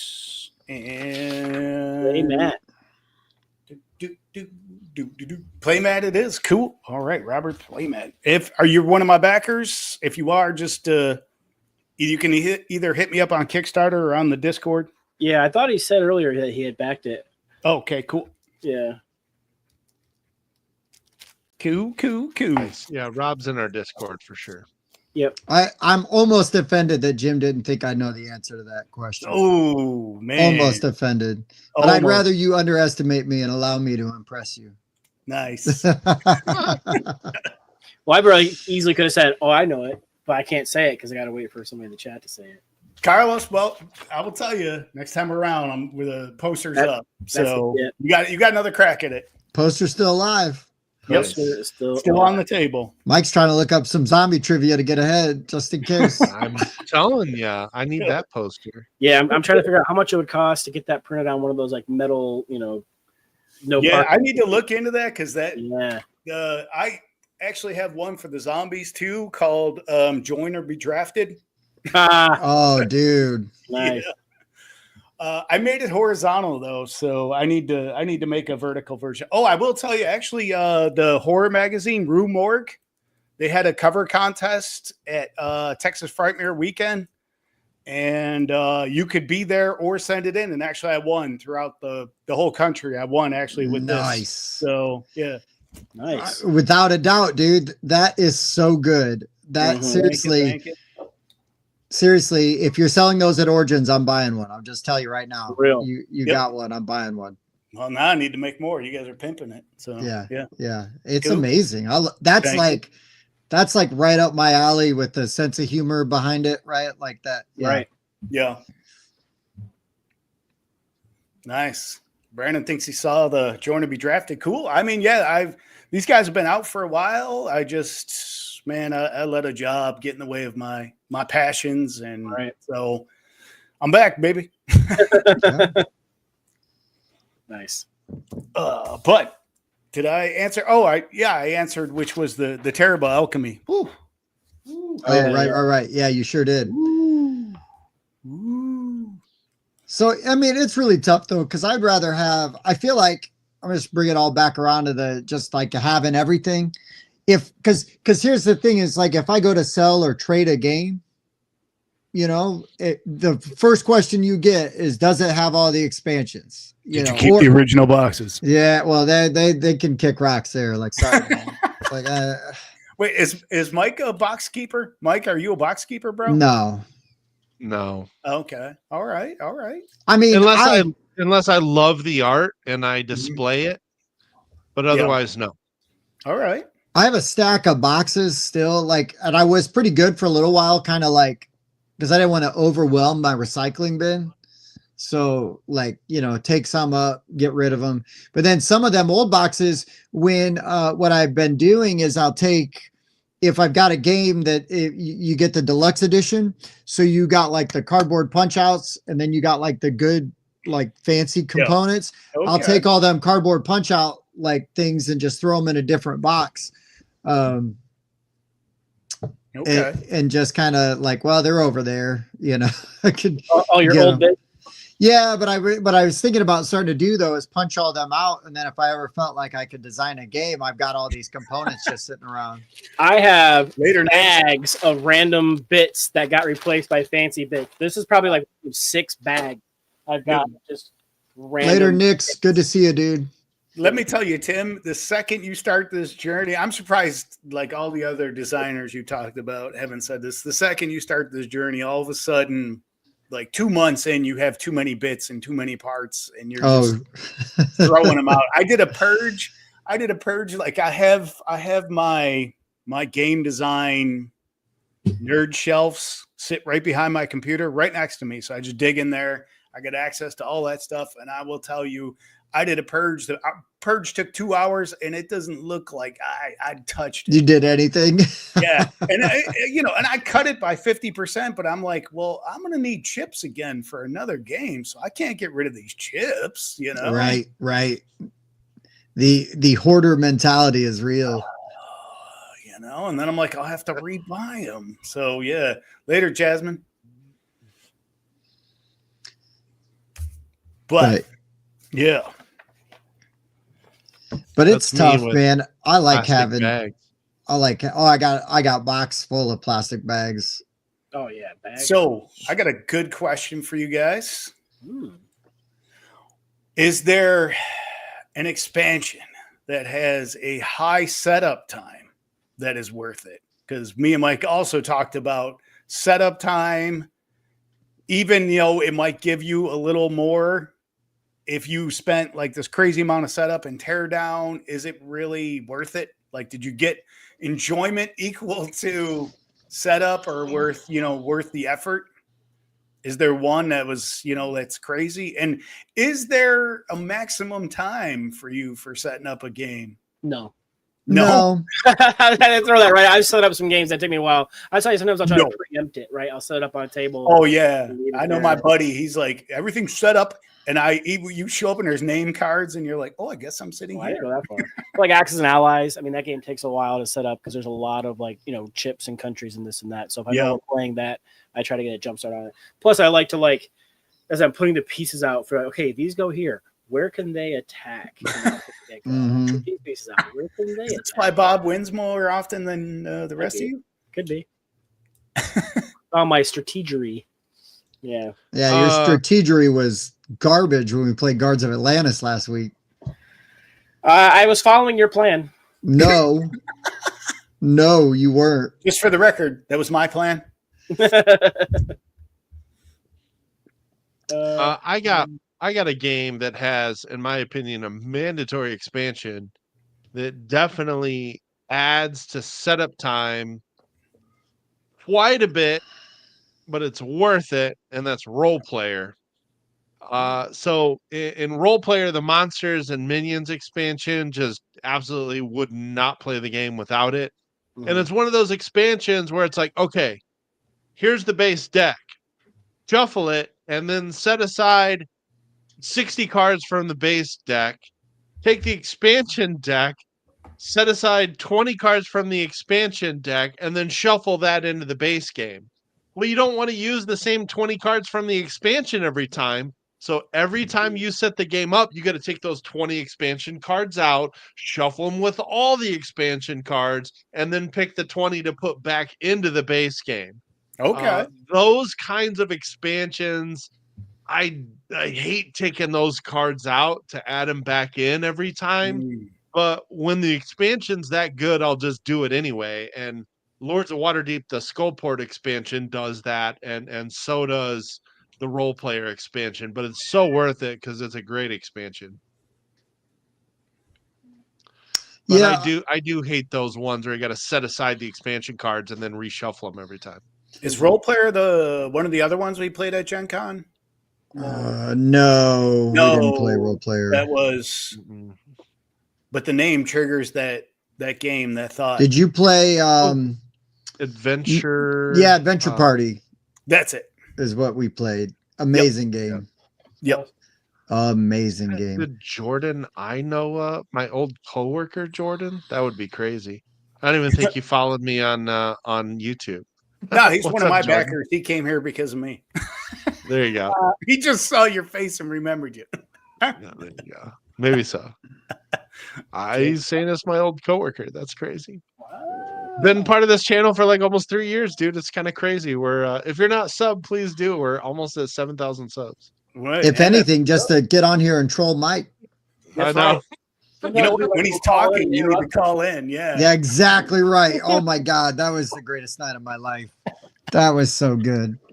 Oh, I'm just here as the dummy so that I can get picked on. That's mostly what it is. So. But no, I think to your question, right? If a game has an expansion that, you know, it's got this huge setup time, you know, I mean, for the most part, if you're putting that out there, that's because you really love that game, and it's probably an event game, you know, versus a vindication where you're going to pull that off the shelf and be like, hey guys, and then you pull all that shit out, like, and spring it on somebody. Like, no. That's a thing you have ready and you're prepped and you're like, let's go. Yeah. So I think like Cthulhu Wars, for example, when I play Cthulhu Wars, I get out the expansions I want out. check your bingo card. Yeah. And I just get everybody like, okay, these are the ones we're playing with. Pick who you want. I got it all on the table, you know, but I take the 20, 30 minutes to set it all up because I'm ready to, you know, but again, like I plan that event. It's not just like, well, what do we want to play? You know, like, no. Like Flip 7 or Cthulhu Wars. Like, no. Tim, when I come up, can I play Black Goat, or is that your team? No, man. Okay. I'll play any faction. I don't care. Yeah, I don't want you playing Cthulhu though. No. Don't let him play Gnarlepithep. Don't let him play that one. Okay. That one, or I'm pretty good with Cthulhu too, though. So it's probably smart. Right, but being the blue dudes and then like, oh, I'm gonna fly in there and do this. Oh, I'm gonna do here and do that. It's like that's super annoying. Oh, I love being annoying. I know you do. You're really good at it too. Wait, really? So good at it. So I can't speak to specifics, but I know that Mike and I played Merlin, and we used a bunch of the expansions with that. But it was really fun. Now, thankfully, we had Jason Smith with us, and he was like setting it up and get everything going for us. And I'm not exactly sure which expansions he had in there, but that was quite a setup. Huh? Arthur expansion is that the only one we used? I think we used. I thought we used Arthur and something else. I think there was another one, but I believe it's Arthur is highly regarded as the one that you have to use with that game. Yeah, because it's one of those games where like you move guys around in a circle, and then as you move around that circle, you get access to different actions, and where your guy ends up is the action you choose. But Arthur is like this NPC that you can also move that gives you like a secondary action that just kind of opens up the game big time. So yeah, that's the one to never play without for sure. Yeah, I bought that big box version once when we played that, and I haven't played it yet, and I would definitely like to get that to the table sometime soon. I got another. It is a Stefan Feld game, so you already know I want to play it again. I got another question for the debate. Oh, snap. If we're good, and I'll tell everybody, what is it, 9:45? So 12 minutes. We can go for the poster since there we go. You know. But what are your? And I'll tell you why I'm asking that. Well, I'll tell you what I have planned for my next expansion, and then your thoughts on it. You can tell me it's hot garbage or not. So, the next expansion for my game is going to be called Power Struggle, and it will give all of your camps. You will choose a leader for your camps. So. And each leader will be based on kind of some of the tropes or archetypes or even play styles. Obviously, I hinted at that the original campaign and gave everybody the promo brutal leader. Mm-hmm. So, which is basically your Negan guy. And this is the dude that will do what it takes for his people to prosper. Mm-hmm. And if you're in the way, you're in the way, you know. But there's going to be other ones. So, and there's going to be like pacifists and people that are just nice and they get people. There's going to be cannibals where they eat people. So if you give them a crappy character, they're like, next turn, they just eat them instead of taking their action, you know, stuff like that. They're also immune. They don't have to run out and get supplies because they got their own supplies. So you are the supplies. Yeah. They're locally sourced. Right there. Farm to table. Free range. Yeah. Free range. Yeah. But really the question, the idea is because this expansion will give you leaders and they are going to be asymmetrical as fuck. All right. Mm-hmm. I've been play testing them. it's been a tough balance because I will tell you, I always want to make the bad guys cool, And look at Mike over there shaking, Bob shaking his head. He was like, Mike's a little stone faced about it. Yeah, well, Bob's full in, but yeah, grass fed. So what's your vegans first? Yeah. What's your feeling on, asymmetrical additions to a game? Now, again, much like Cthulhu Wars, if somebody is playing, I just got there we go. Rob, just let me know. Like Cthulhu Wars, if somebody really knows what they're doing and they play Cthulhu, they're going to win. You can't stop them. It's just the most powerful faction, but it's also part of the theme, It's his game. Yeah, exactly. So what do you feel about asymmetrical, especially when, there might be a few that are more powerful than others?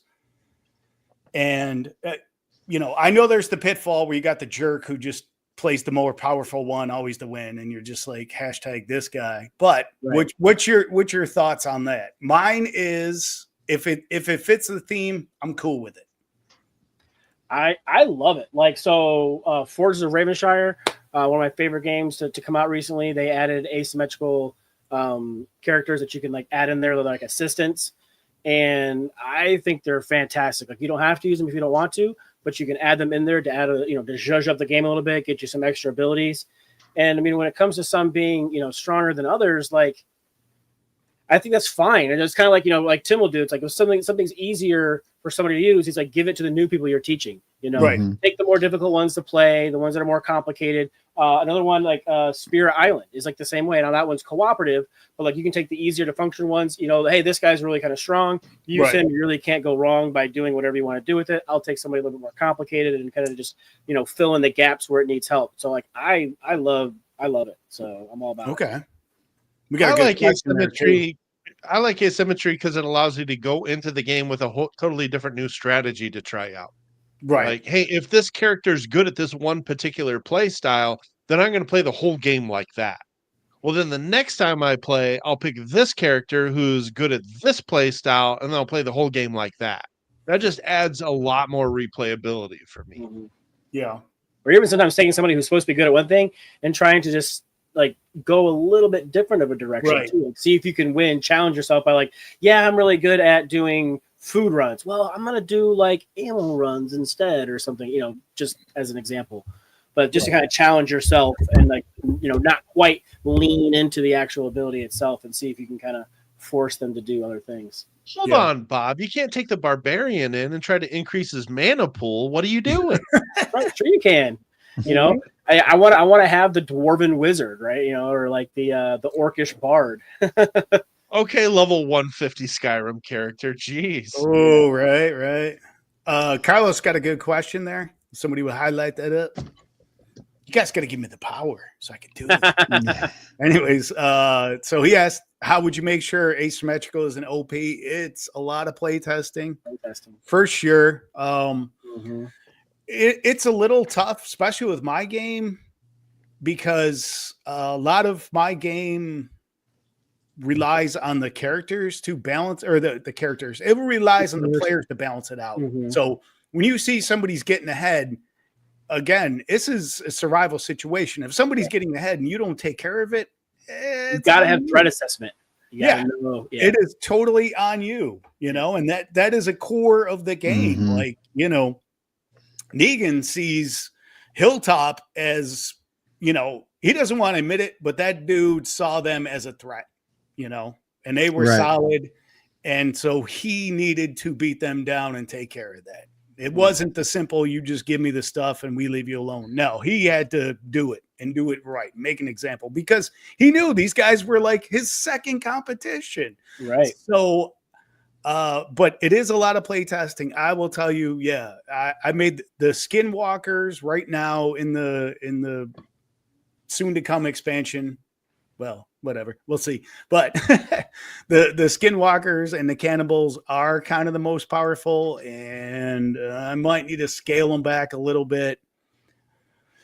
But it, again, it's tough in a game where the players should be the ones balancing it out. Yeah. Especially if the negative is if you knock somebody out, you then end up paying for it. So, balance your house, balance your opponents.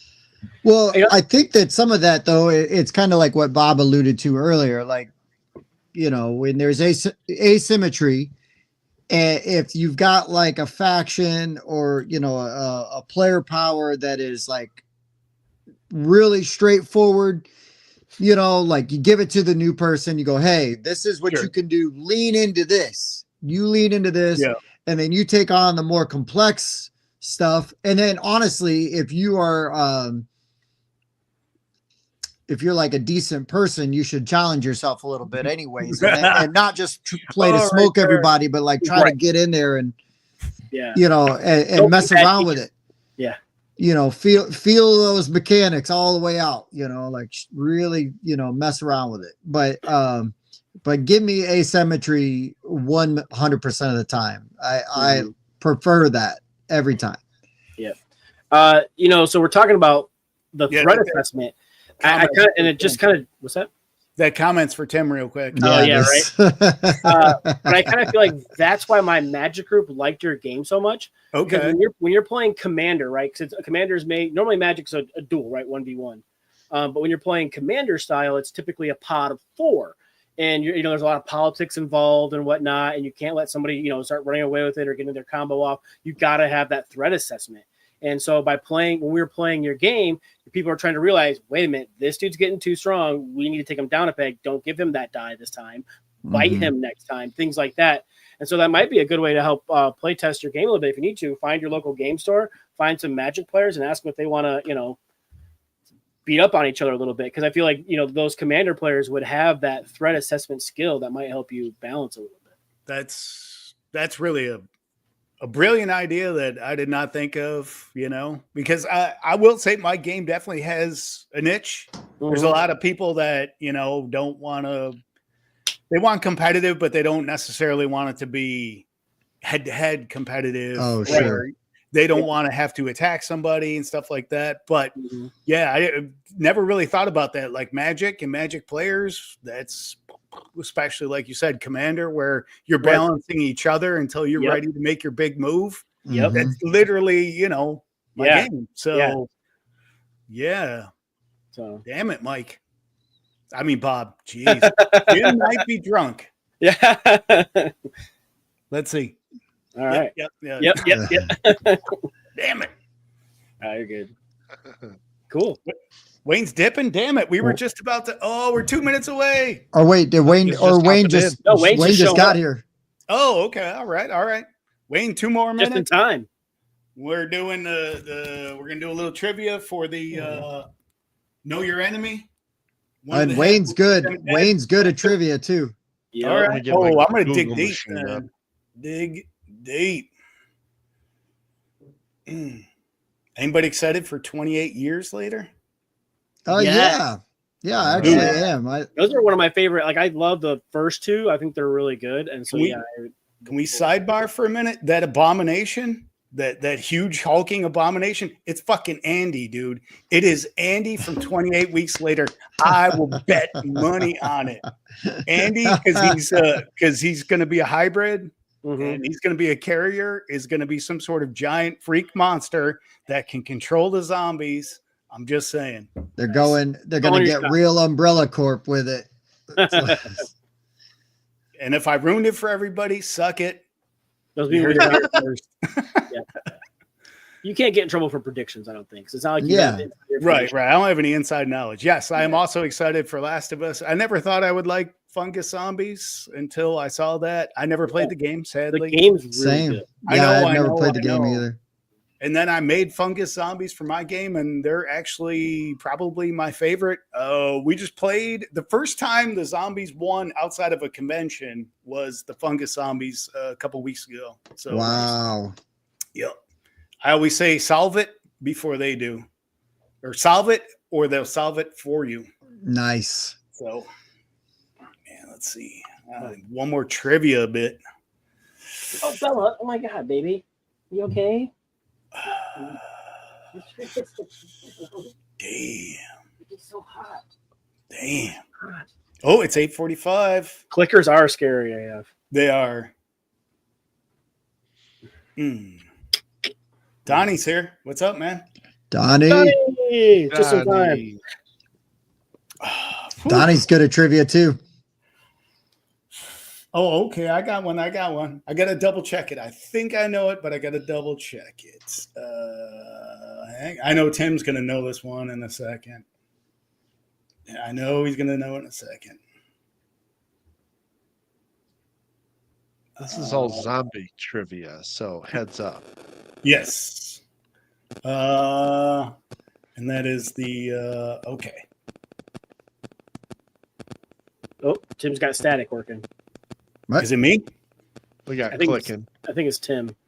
Me? Usually Yeah, is. Yeah. Yeah, it's usually you. It's rhythmic too. Yeah, it is rhythmic. I don't hear anything. Yeah, because it's you. It's Hey, later, Chris. it's gone. See you, Chris. It's back. You're back. All right. I didn't change anything. Like, I don't know what's causing it. I think every time you move, like probably like you're using a 3.5 cord, I don't know what that is. auxiliary cord. You're plugging it in. Probably the Ooh, jack. it's getting worse. Yeah, you Yeah. have a splice. That's probably definitely what it is. We're good now. Well, yeah, and all that messing around with it's making it. All that. Yeah. Yeah.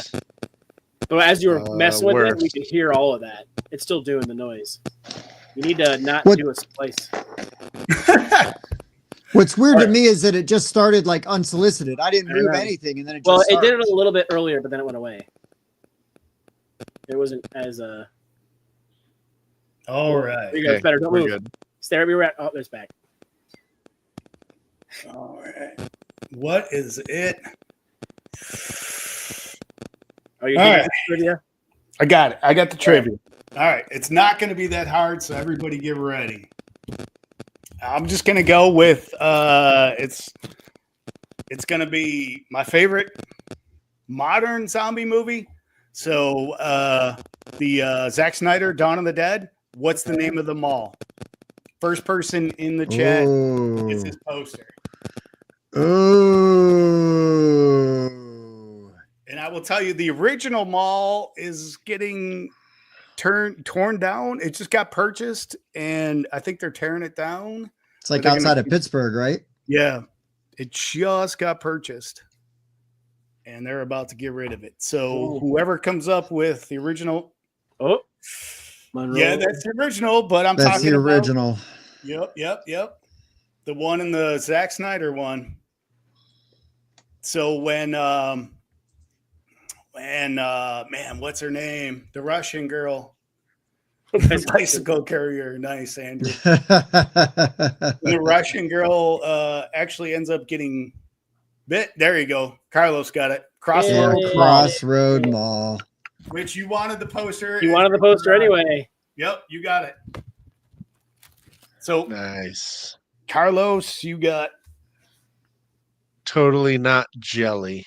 Mhm. know the You enemy. can buy one of Origins, Mike. I All will. right. Bring some frames. Sell some framed ones. Ooh, there you go. Ooh, Maybe frame. autograph. Ooh, I don't know about frame, man. The car's gonna be pretty packed. The wife's already like, that's gonna be a lot of work on my SUV.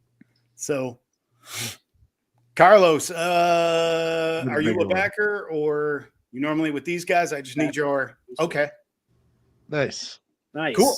So you could send me a message either on if you've joined our Discord on there. If not, send me one on Kickstarter. Yeah, right on, Of course. Carlos. Oh, he wants it I can- signed. Yeah, smart It's man. already signed. If you want, and I will say this to who won the other one. Was it Brandon? Yeah, Brandon. Brandon. If you want it more personalized other than signed, totally let me know what you want on there, and I You will put it should- on there. Of course, You should put like purchased at Crossroads Mall or something like that, because that's the Yeah. question that Nature got him. shopping, Crossroads Mall. Yeah. right. In case you're not in the zombie survival infection Discord, there's Nope. that link there. Well, there you go. 4 times. Hell yeah. Nice. Yeah. Well, it's on all the links, right? Yeah. Cool. YouTube, Twitch, Facebook, and then Yep. our other All of Facebooks. them. But Carlos, let me just say, man, thanks for hopping on and checking us out. Yeah, right. I'm curious. Were you a backer? Are you a returning backer, or is this your first time backing? There we go. Ooh. Curious about that. Got that Green Day song in my head now too. Oh, come on. I've got that Rage Against the Machine song in my head now. How does that one go? Well, ironically, like really all he does is just say, "Know your enemy," and then it's just like a guitar riff. Yeah. But it's the only Rage Against the Machine song that features Keenan James Maynard from Tool. Ooh. You don't have to say you don't have to say where Maynard's from. You just say only Rage song that features Maynard, and you should know. There we go. Hell yeah. Right on, Carlos. Oh, there you go. Nice. All right. Good deal, man. Back twice around. Thanks, brother. Good deal. That's great. And thank you for being a sub, man. I appreciate that. Right. But more importantly, thank you for supporting Jim and his badass game. Right? Thanks. Yeah, for sure. Ooh, I was trying to say something smart and it ain't happening, man. This whiskey, Whiskey's kicking in. All my IQ points are at the bottom of my glass. Hold on. I'm good. I got this. There you go. He's getting smarter. So what haven't we covered about expansions? Man. None of us saved the boxes unless it's important. Yep. If it We can't don't fit like in them the if original replay box, won't I save fit. the box, I guess. Like if you come back 2 or 3 years later and you're like, hey, guess what? I have a new idea for this expansion. That's one thing. It doesn't fit in the box. Okay. But if like you're kickstarting and you've got expansions available as like add-ons, fit in the box, you know? I mean, I'm doing some work. This was a fresh one tonight. Nice. Yeah. Not as bad as last week, though. Good God. That was like half a bottle of Glenlivet 12. Oof. Does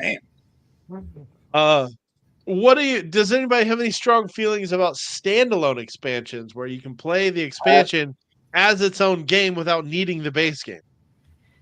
I don't mind. What's a them good so example? I can't. Like the DC games, right? So there's like DC Forever Evil or whatever. Then there's like the regular DC. Ascension does that a lot, where they got the standalone expansions. You can mix them together if you want, or you can play them individually. I guess some of the Dominions do that too. Okay, yeah. Yeah, so that would be the standalone expansion stuff. And like I said, Carlo, Bob, outright drunk. Yeah, outright drunk. Yeah. I was going to say Challengers, Beach Cup. Yep. Challengers is this like really simple game that basically takes Basically war. Draw a card, and whoever's number is higher wins, but you do deck building in between, and it's like a tournament. It's actually really fun. But it can be up to an 8-player game. If you play it with the expansion, it can be a 16-player game, or you can just play the expansion by itself. Right. But it's funny because it's 16. It's like 8 2-player games being played simultaneously is how it plays 16 players. It's actually really fun. Yeah. The 2-player expand alone says time. Expand alone. Nice. I was gonna think we need a new term. Like it's not it could stand alone, but it is an expansion or whatever. Like it's just like a sequel, right? It's just another game in that universe. Is it like a bolt-on? Like, if you bought that, like, I used to have a Jeep, so I had a bunch of bolt-on parts, which meant I could unscrew it, screw in the new part, done, and it didn't require. So like that's it. Bolt-on. It's done. It's been decided right here today. Nailed it. Bolt-on. There you go. Nobody's disagreeing, so must be right. Yeah, it's a bolt-on expansion. What about when a game comes out and then it has a whole bunch of expansions, but then they take the base game and they slightly revise it and then release it as a brand new game that kind of used some of the previous expansions in the revised version? Are you talking about like Viticulture Essential Edition? I'm looking at you, Dune Imperium Uprising. Oh. I'm kind of bitter about that because I bought 2 expansions for that game. They're still coming out with expansions for that game, but then everybody's like, "Oh, well, Uprising kind of fixed some of that stuff anyway." Like, Yeah, I don't know much about that. So what about Tim? Empire's Age of Discovery, right? Because didn't that take like a normal game and a bunch of expansions and stuff like that, and they made it into one big game together? Like because like the Builders was an expansion, and then there was like the other map was an expansion. To be fair, though, that game came out in the mid '90s, was True. 25 years old, needed a reprint and an art refresh, so not mad. Sure. Dune Imperium came out in Just 2020. very recent. Yeah, it's a lot newer. It's a lot newer. And is extremely successful and is still in print. Age of Empires 3 that Empire's Discovery was based off of was out of print when I got into and they games changed the name and 15 it's years kind ago. of proposed as a new game, right? A different game. Okay. Yeah, not mad at all. But you come out with your revised edition within like 5 years, a little salty.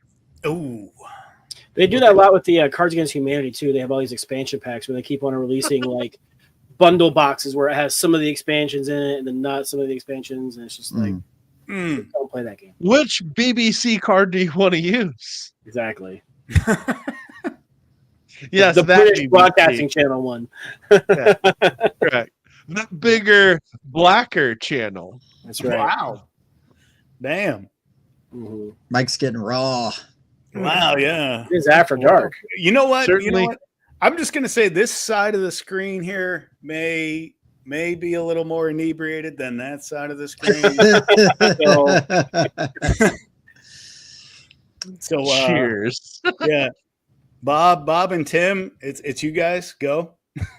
Oh God. Already Shoot know. me now. Mega. Oh my gosh. Ugh. Wow. Okay. I mean, like, look though, right? There's people that's perfect for. That's the I'll one never game. You know, they Or gotta want new to play it. people. Yeah, you know, If like, there's if 5 people on the planet that haven't bought it or played it yet, Right. who also haven't seen Star Wars. right. But I Speaking mean, of there's a place for that game, right? In the hobby, there's a place for because trust me, that is my sense of humor. Like, go dark, offensive, you know what I mean? Like, get real dark with it. Like, I love that. That cracks me up. But also though, for a lot of people, it gets old after a while, and I think that like that's the big knock, right? Like, I think most people have had a lot of good laughs playing Cards Against Humanity, but like any of those games, they just get old, they run their course, and so hopefully you find something new, a more interesting, use of the judge mechanic. You know what I mean? Like in a game. Wait, but I with you 100%. And there's only so many times that you can laugh at necrophilia or Oprah Winfrey crying into a lean cuisine. Right. There's just only so many times. However, I did buy the Crabs Adjust Humidity, which is the knockoff version. Right. And let me tell you, I brought it, especially hanging out with friends that really love Cards Against Humanity. And they're like, oh my God, new cards. And they lose their mind because we've all seen them like so many times. And you're just like, oh, everybody's going to give Jim the necrophilia card. And I'm also like, what are you people trying to say? But yes, necrophilia wins. So it's like timid cannibalism. Yeah, right. Yeah, exactly. Oh, I got the cannibalism card. I just give it to Tim. Play to the judge. Yep, he's going to win. Yep, or I'm going to win with that one. So yeah, Super Fight is definitely more PG. Yeah, but I enjoy a good super fight now and then. I mean, they all have their place. Yeah, and I think nowadays, like, there's just games that are themed a little different or make you like for example, Fairy Tale Campaign Trail, right? We talk about that game all the time. I love that game. I love the premise behind it, the way you're arguing, the way it makes you argue. You know what I mean? Like, you have to, put a twist on it. I don't know. I'm not going to get up and walk away from a table if they're playing Cards Against Humanity, but I might also be like, okay, you like this? Like, let's try to, step it up to something. Yeah. Right? Yeah, like, oh, you guys like that game? All right, well, cool. Let me show you this. I'll play this I for a will minute. say expansions kind of keep those games fresh, though, Mhm. because without it, we've all seen them. So, like Super Fight, there's only so many times you can get those combos and you're like, okay. And then all of a sudden you throw in a whole bunch of new ones, or somebody gets a new one and you're like, oh, let's add it. And then you do it and you're like, oh, that's fun. It's cool. And it re-gives you that love of the first couple times. Yes. Same thing, Cards Against Humanity. But again, all of them kind of fall after you've seen them a bunch. So for sure. But they live off of the expansion. Yeah. Well, again, you've got to see the new cards, because that Oprah crying into a lean cuisine is only funny like the first 3 or 4 times. Hey, So you got to get. I'll go with 10 when you pair it with the right thing, but still, Fair. yeah. Fair. Yeah. There's a crazy one that I've got called God Hates Charades. Mhm. And it's like you draw 2 cards and you have to do charades to get people to guess what they are. But it could be like Jabba the Hutt trying to feed a kitten to an ATM, or something like that. And so you got to like figure out how to make people, it, but it definitely skews on that Cards Against Humanity side where it's like dark, kind of borderline offensive humor. Yeah. But yeah, I mean, that was a Kickstarter game. I backed that. God. Oh, so long ago. I see it right over there. I still have it. Nice. So Andrew, yes. And anybody in the chats, I'm going to Origins, and I actually have a booth at Origins. It's actually my second official booth. I was there at good old Board Game Geek, and now I got a booth at Origins. We haven't picked booths yet. I think that happens in one more month. So I will be there doing demos. I'm considering whether or not I'm going to run 1 or 2 actual games out there just to bring people in. We'll see. But I'll be there. Stop by. Obviously, you'll see me at night, Oh, yeah. Try to rope these guys into some competitive drinking. So if you can find Jim, you'll find us. I'll tell you that. If you find us, you'll find Jim. Right. I'm here for the competitive drinking. There you go. Yeah. And, I got my evil minions. I'll have my evil minions with me. So, we could send somebody to the restaurant early to secure us a spot. Hopefully. Nice. I don't know. We'll see. Yeah. So I'll be there, brother.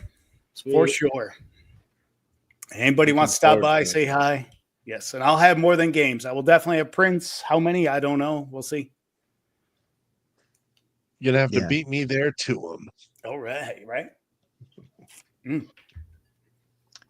Yeah, that's cool though. That's really exciting. And then are you gonna have? That's the other thing is you'll have games to sell. You're gonna have art, art to sell. Like that's pretty cool. And I think it's I said it before, and I will never not say it, is like the art in your game. It was what drew me to it when I first saw it. When you're like, hey, I'm looking for reviewers, and the that art that you had, right? Like just for that, your dude on the front of the damn box was so badass. It's like, I don't even know what this game is, but I gotta know more, right? I gotta see it. And so, we talk a lot about, is art important to a game? Yes and no. It can be. Right. It can be, but when you got a game like this, if you're down with the theme, you're down with the play style, the art is just the cherry on top, man. Oh, it's so good. I love it. For sure. Thank you. Thanks, Carlos. And that's hype that you're going to be, not just having copies of the game, but you'll be selling them art prints and stuff too. Because nobody's going to the booth and buying art prints from El Grande or Alhambra Right. That is, yeah, definitely a nice kind of double-edged sword you've got there, where you've got a game available and art prints. That's true. You don't see that much. Not just Right. a friend, I'm a backer.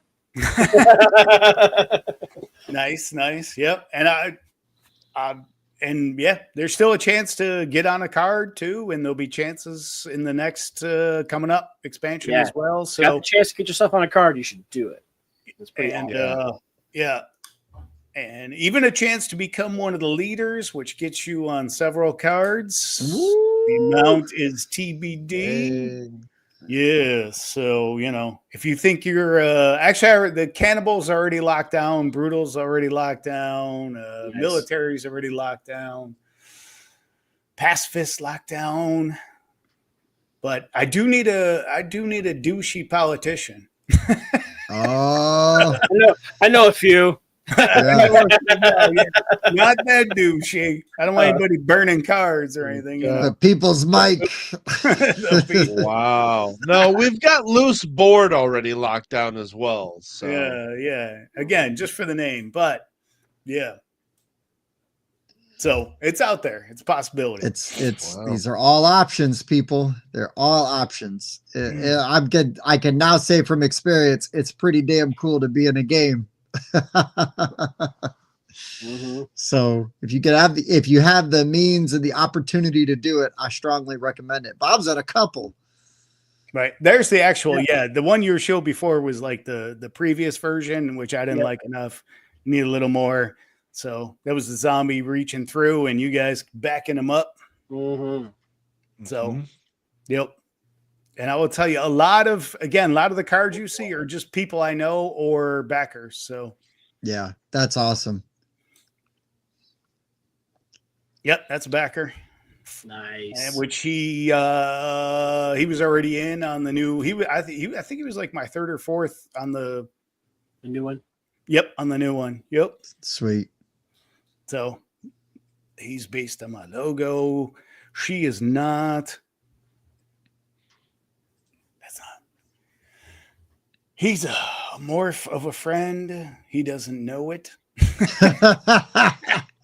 Someday he's gonna figure it out.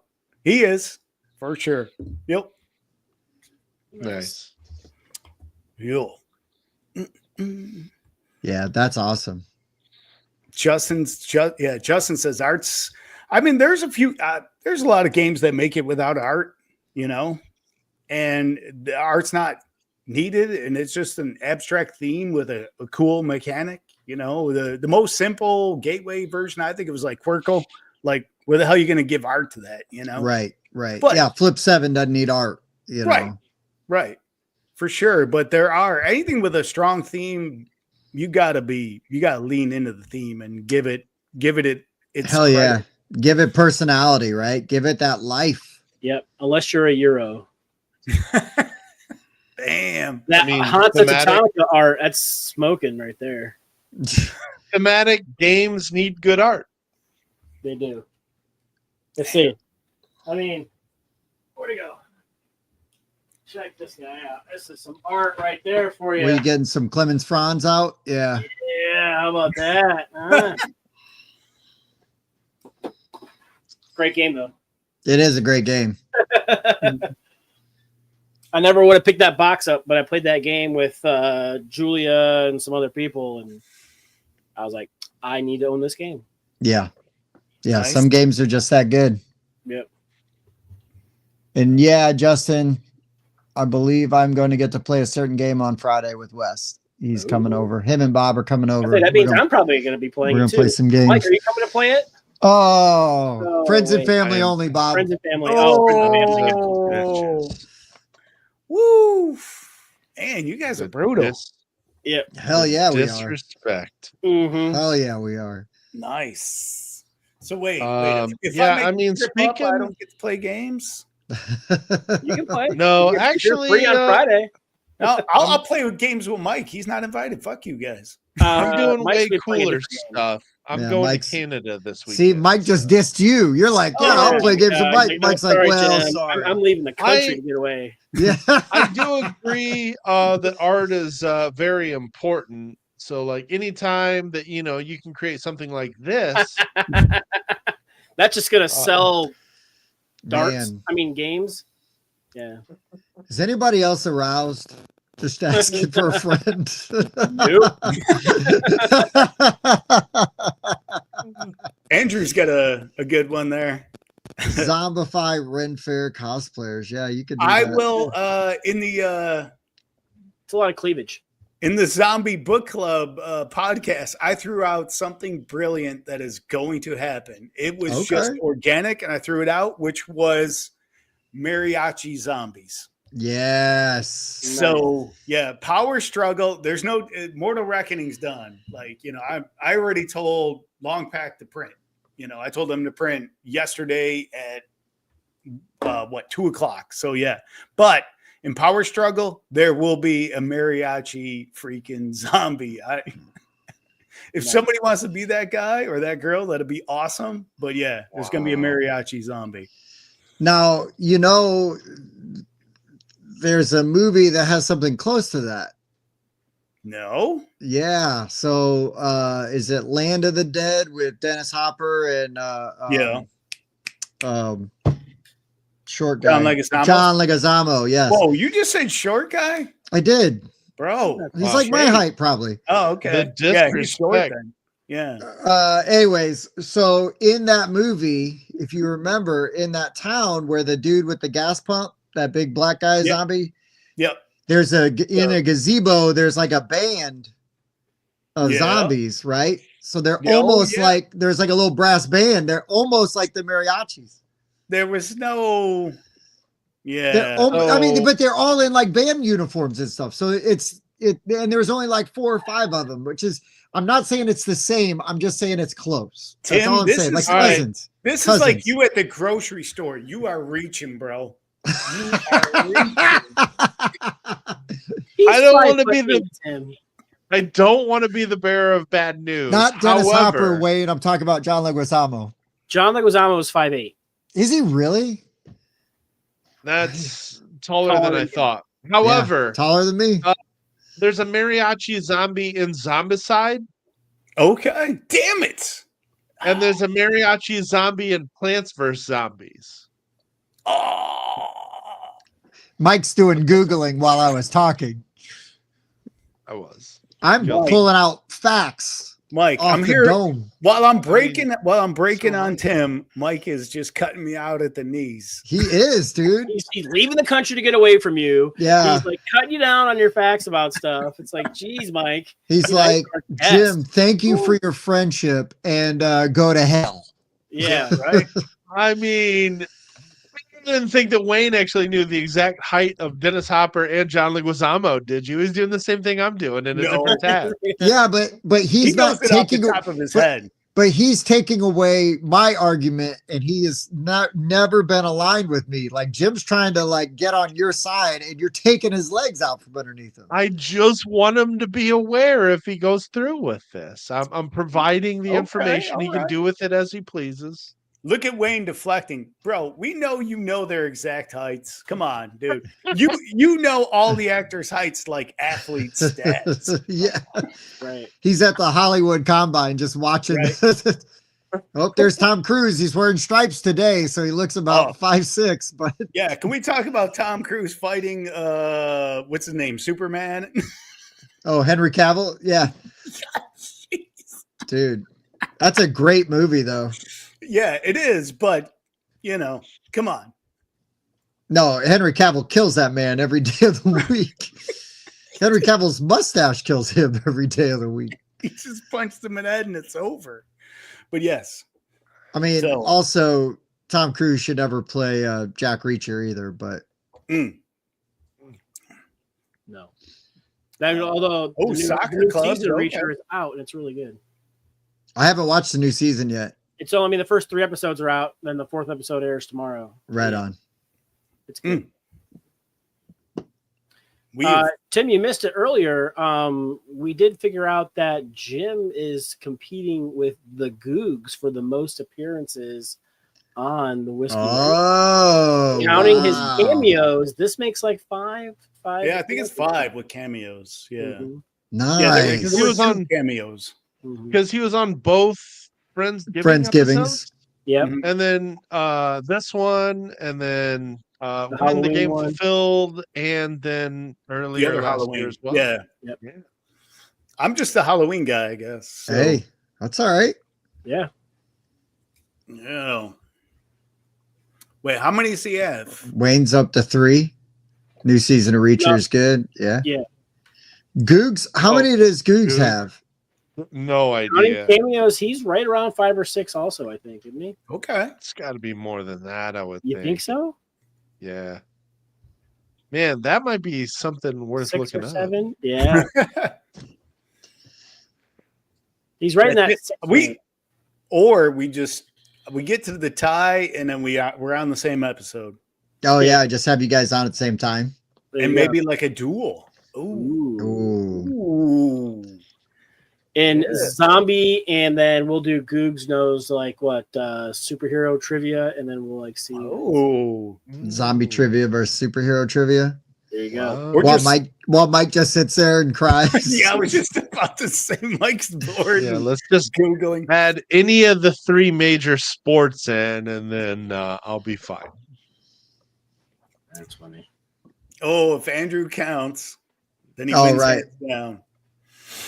Yeah, that's true. That is Right, true. right. Wow. Wow. Cheating. Whew. So, is there anything left in expansions? That's a good question. That's I mean, a great question. I think the Wait, thing with I got- expansion. Go on.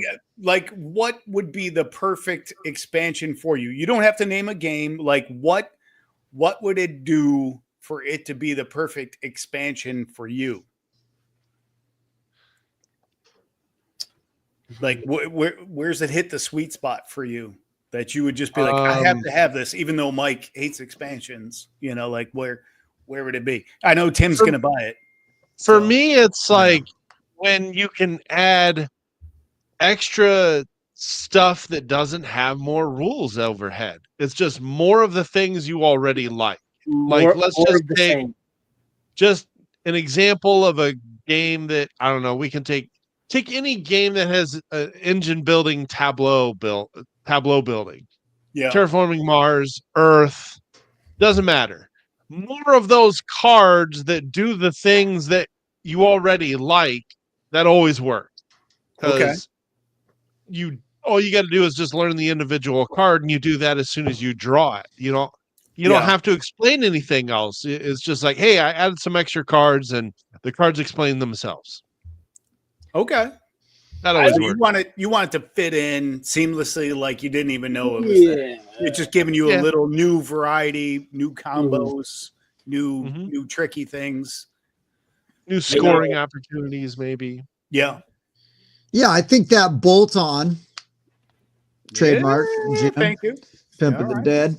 I think that bolt-on expansion might be my favorite kind, right? And I will use everybody roll their eyes, the DC deck building games, for example, of that, right? Bingo Because card. you got those kind of standalone, expansions, but at the same time, I can take heroes and things like that, combine them in, pick what base set I want to use, and then grab the heroes and stuff like that from the other sets, combine them all, except I'm going to play in the Heroes United box set because that's the one I love the most, right? Or even like Marvel Legendaries. So many different, ways you can mix and match and combine. But like Mike was saying, you're not adding like extra rules. You're just kind of going off of the way that those cards work and interact with the game system. Yeah. Those are probably my favorite kinds normally. The other favorite kind I would say I have is that one that I don't really see coming and somehow makes a game that I love even better. And I would just say Thunder Road Carnival of Chaos, is like, that's one that it's like A lot of left field. Yeah, it's like, oh, shit. Okay, Like, Demolition Derby. Okay. yeah, all like right. this might actually be how this game should have been made, Right, like to yeah. begin That with. one's interesting because it's a totally different game mode. Yeah, Like, it is. it's It not is. a race anymore. It's we're shooting each other for points, essentially. Yeah, demolition derby. Right. Yeah, I I would do kind of definitely- want to. I want to address this real quick because I Sure. think it's kind of interesting. Okay, so I remember when White Castle came out. Yeah, there were some people that said it was too short, but the purists of this game, the people that really love this game, said no, it's perfect. It's perfect as it is. I've not looked into this Maka expansion for the White Castle because I'm sitting on the fence on that game as it is. And now everybody's like, oh, this is a must have expansion. Which is it? Is the game too short?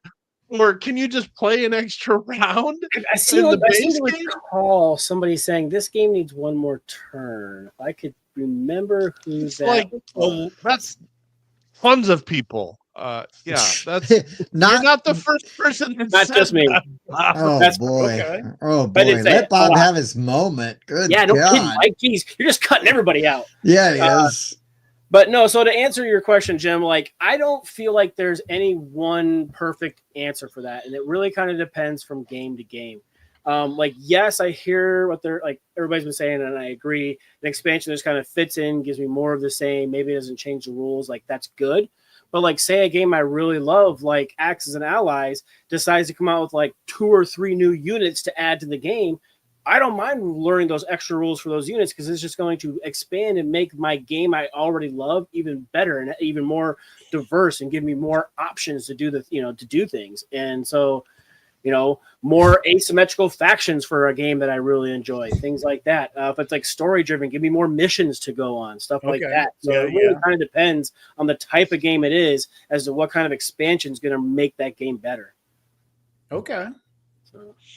I would say I along that lines, man, if you guys remember this terrible game that Tim Burton destroyed, Monster Apocalypse.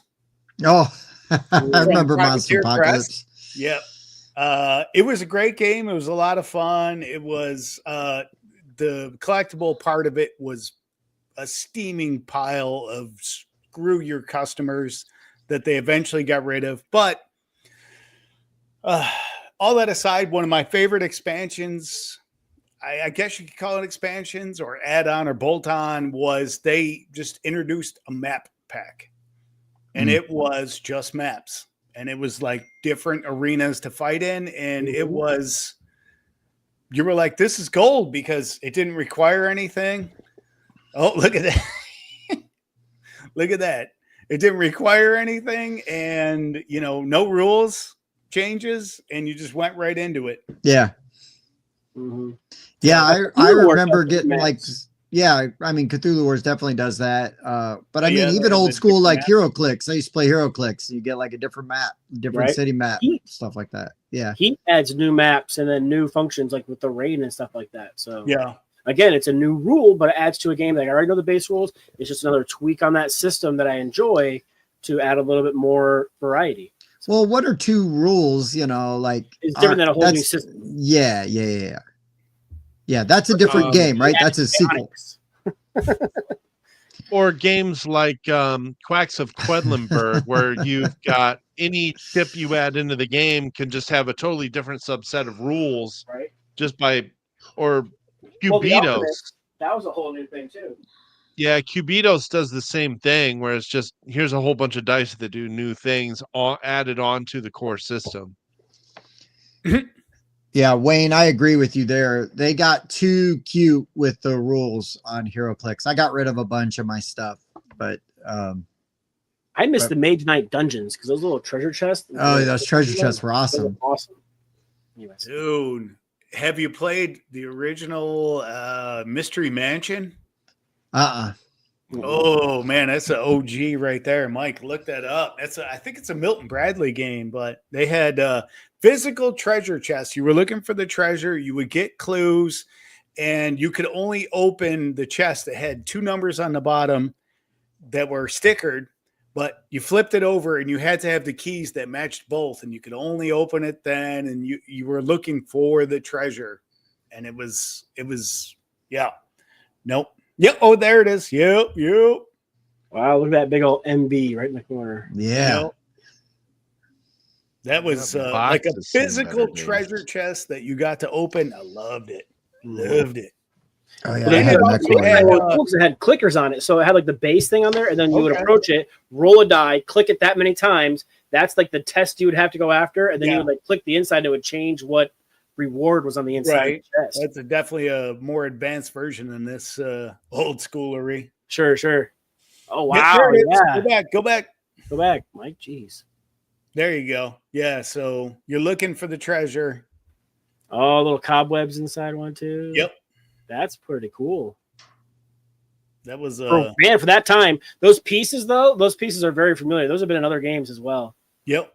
Mhm. Oh, I'm sure that treasure chest got it got miles. Yeah, well, I meant Mhm. those player pieces. I've definitely seen those player pieces. Yeah. in other like games. big thumb kind of Yeah, like big thumb things. tokens. Yeah. Yep. That was like the meeple of the day Yeah. back then. Yep, those things right there. Oh, dude, and this thing was brilliant. You needed the stairs to go up the different levels. That's and like very cool. ground level was just the plain cardboard, and then Mhm. first level had that, and then the second, yeah. Wow, that's intense. Yep. Were there expansions for it? Oh shit! No, but there should be. Just wait for Restoration Games. They could just redo There you it. go. Yeah, where's the 4th level expansion? Nice. The on the roof. Yeah, say it's the basement. When it comes to the drill, you got to drill through the table. Mike's raising the roof over there. Yeah, I was raising it. Sweet. What's the first expansion you guys bought? Ooh. Oh, I know. Mine was Defenders of the Realm. I bought character expansions. Oh, nice. Mhm. Ooh. Man. I think my Um, first one, if it wasn't a DC deck building one, it was Scoundrels of Skullport.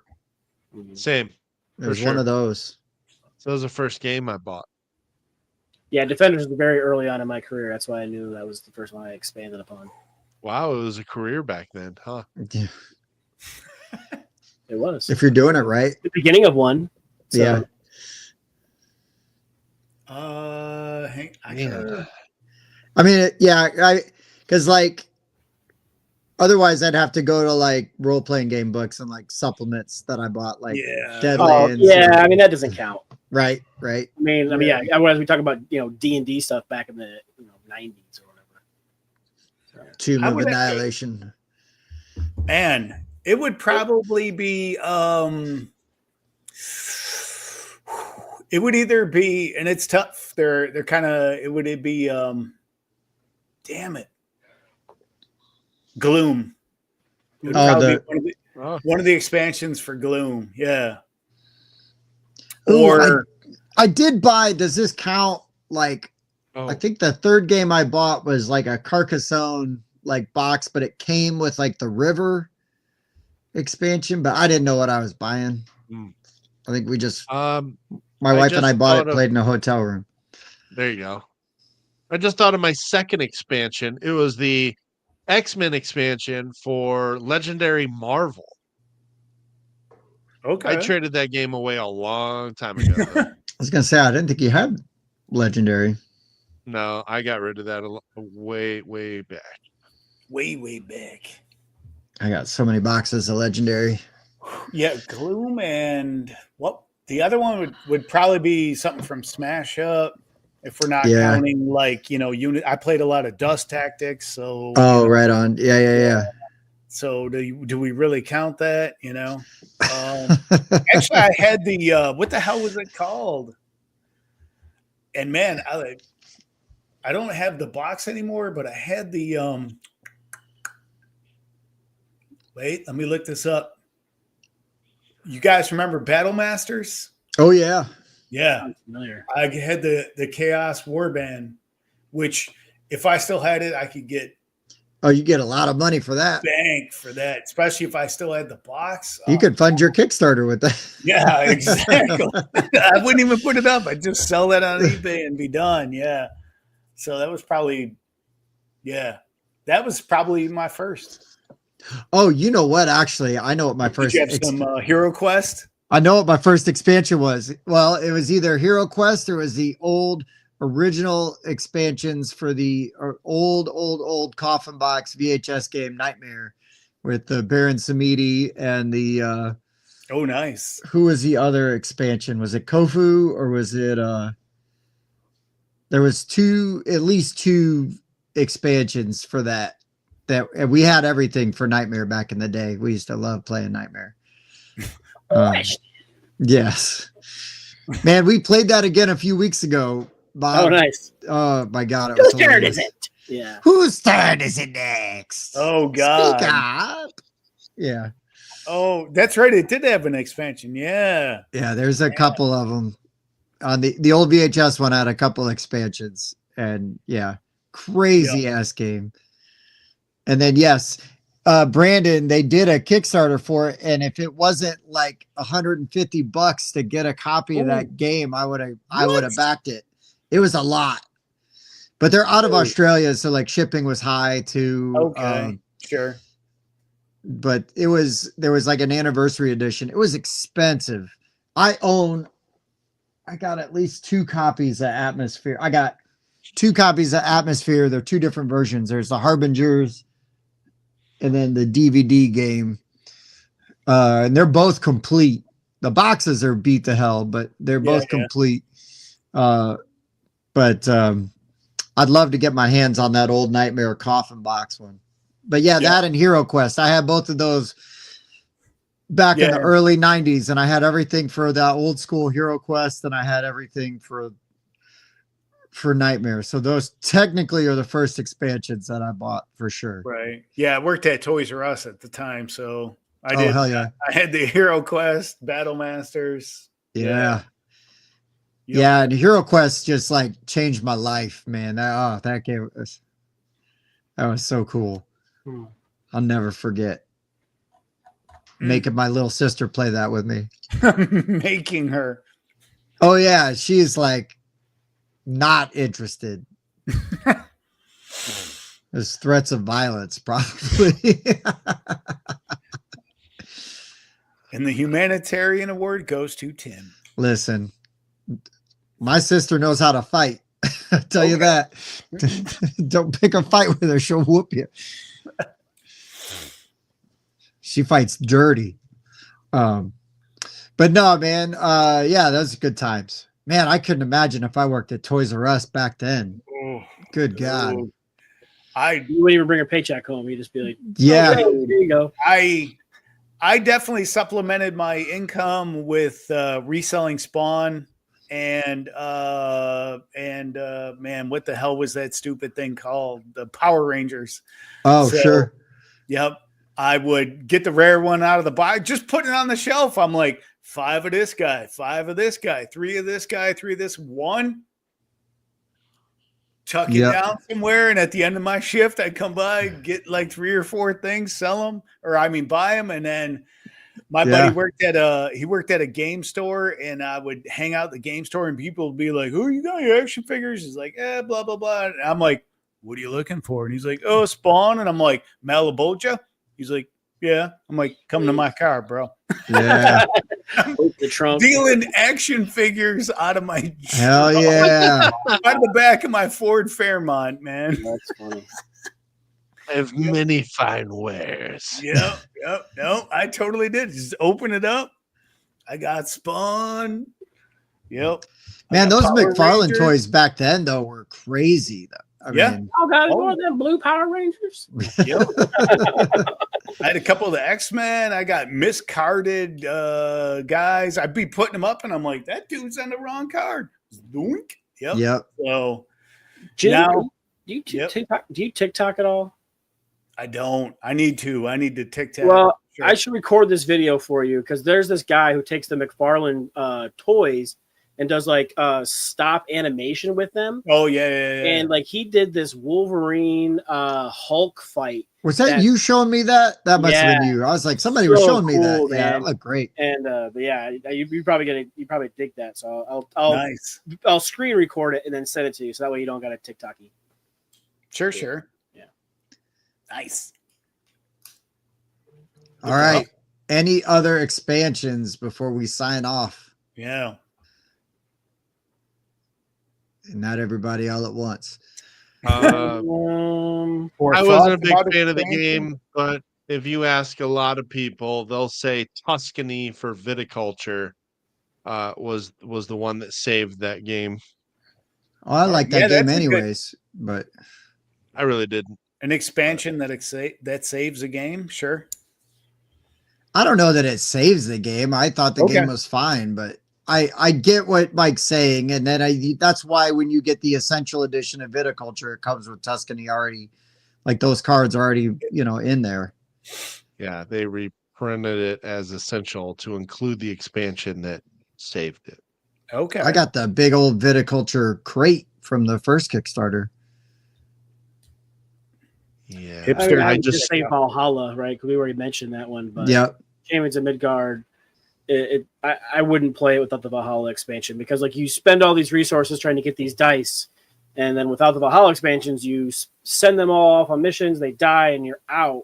But with the Valhalla, you get something for them dying, which makes sense because the Vikings want to die. Then they go to Valhalla, Right. and then you get these little chits when they die, and then you can spend those chits to then buy other power ups and stuff. So it really kind of helps the economy, and it makes everything better. So Nice. Yeah. Man, I can't think of any.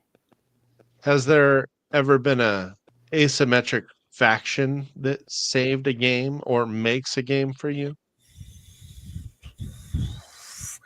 There's one that broke a game for me. I will tell you, man, I played with that guy first time playing Root, and it was full on. We're playing all the expansions, everything. Let's go. And the person teaching it plays the man, I forgot what faction was the new wacky faction that was tough to play, but it's also tough to beat if you don't know what they do. If you don't know what somebody's weakness it's is, like the raccoon or whatever. yeah, No, that's a base game one.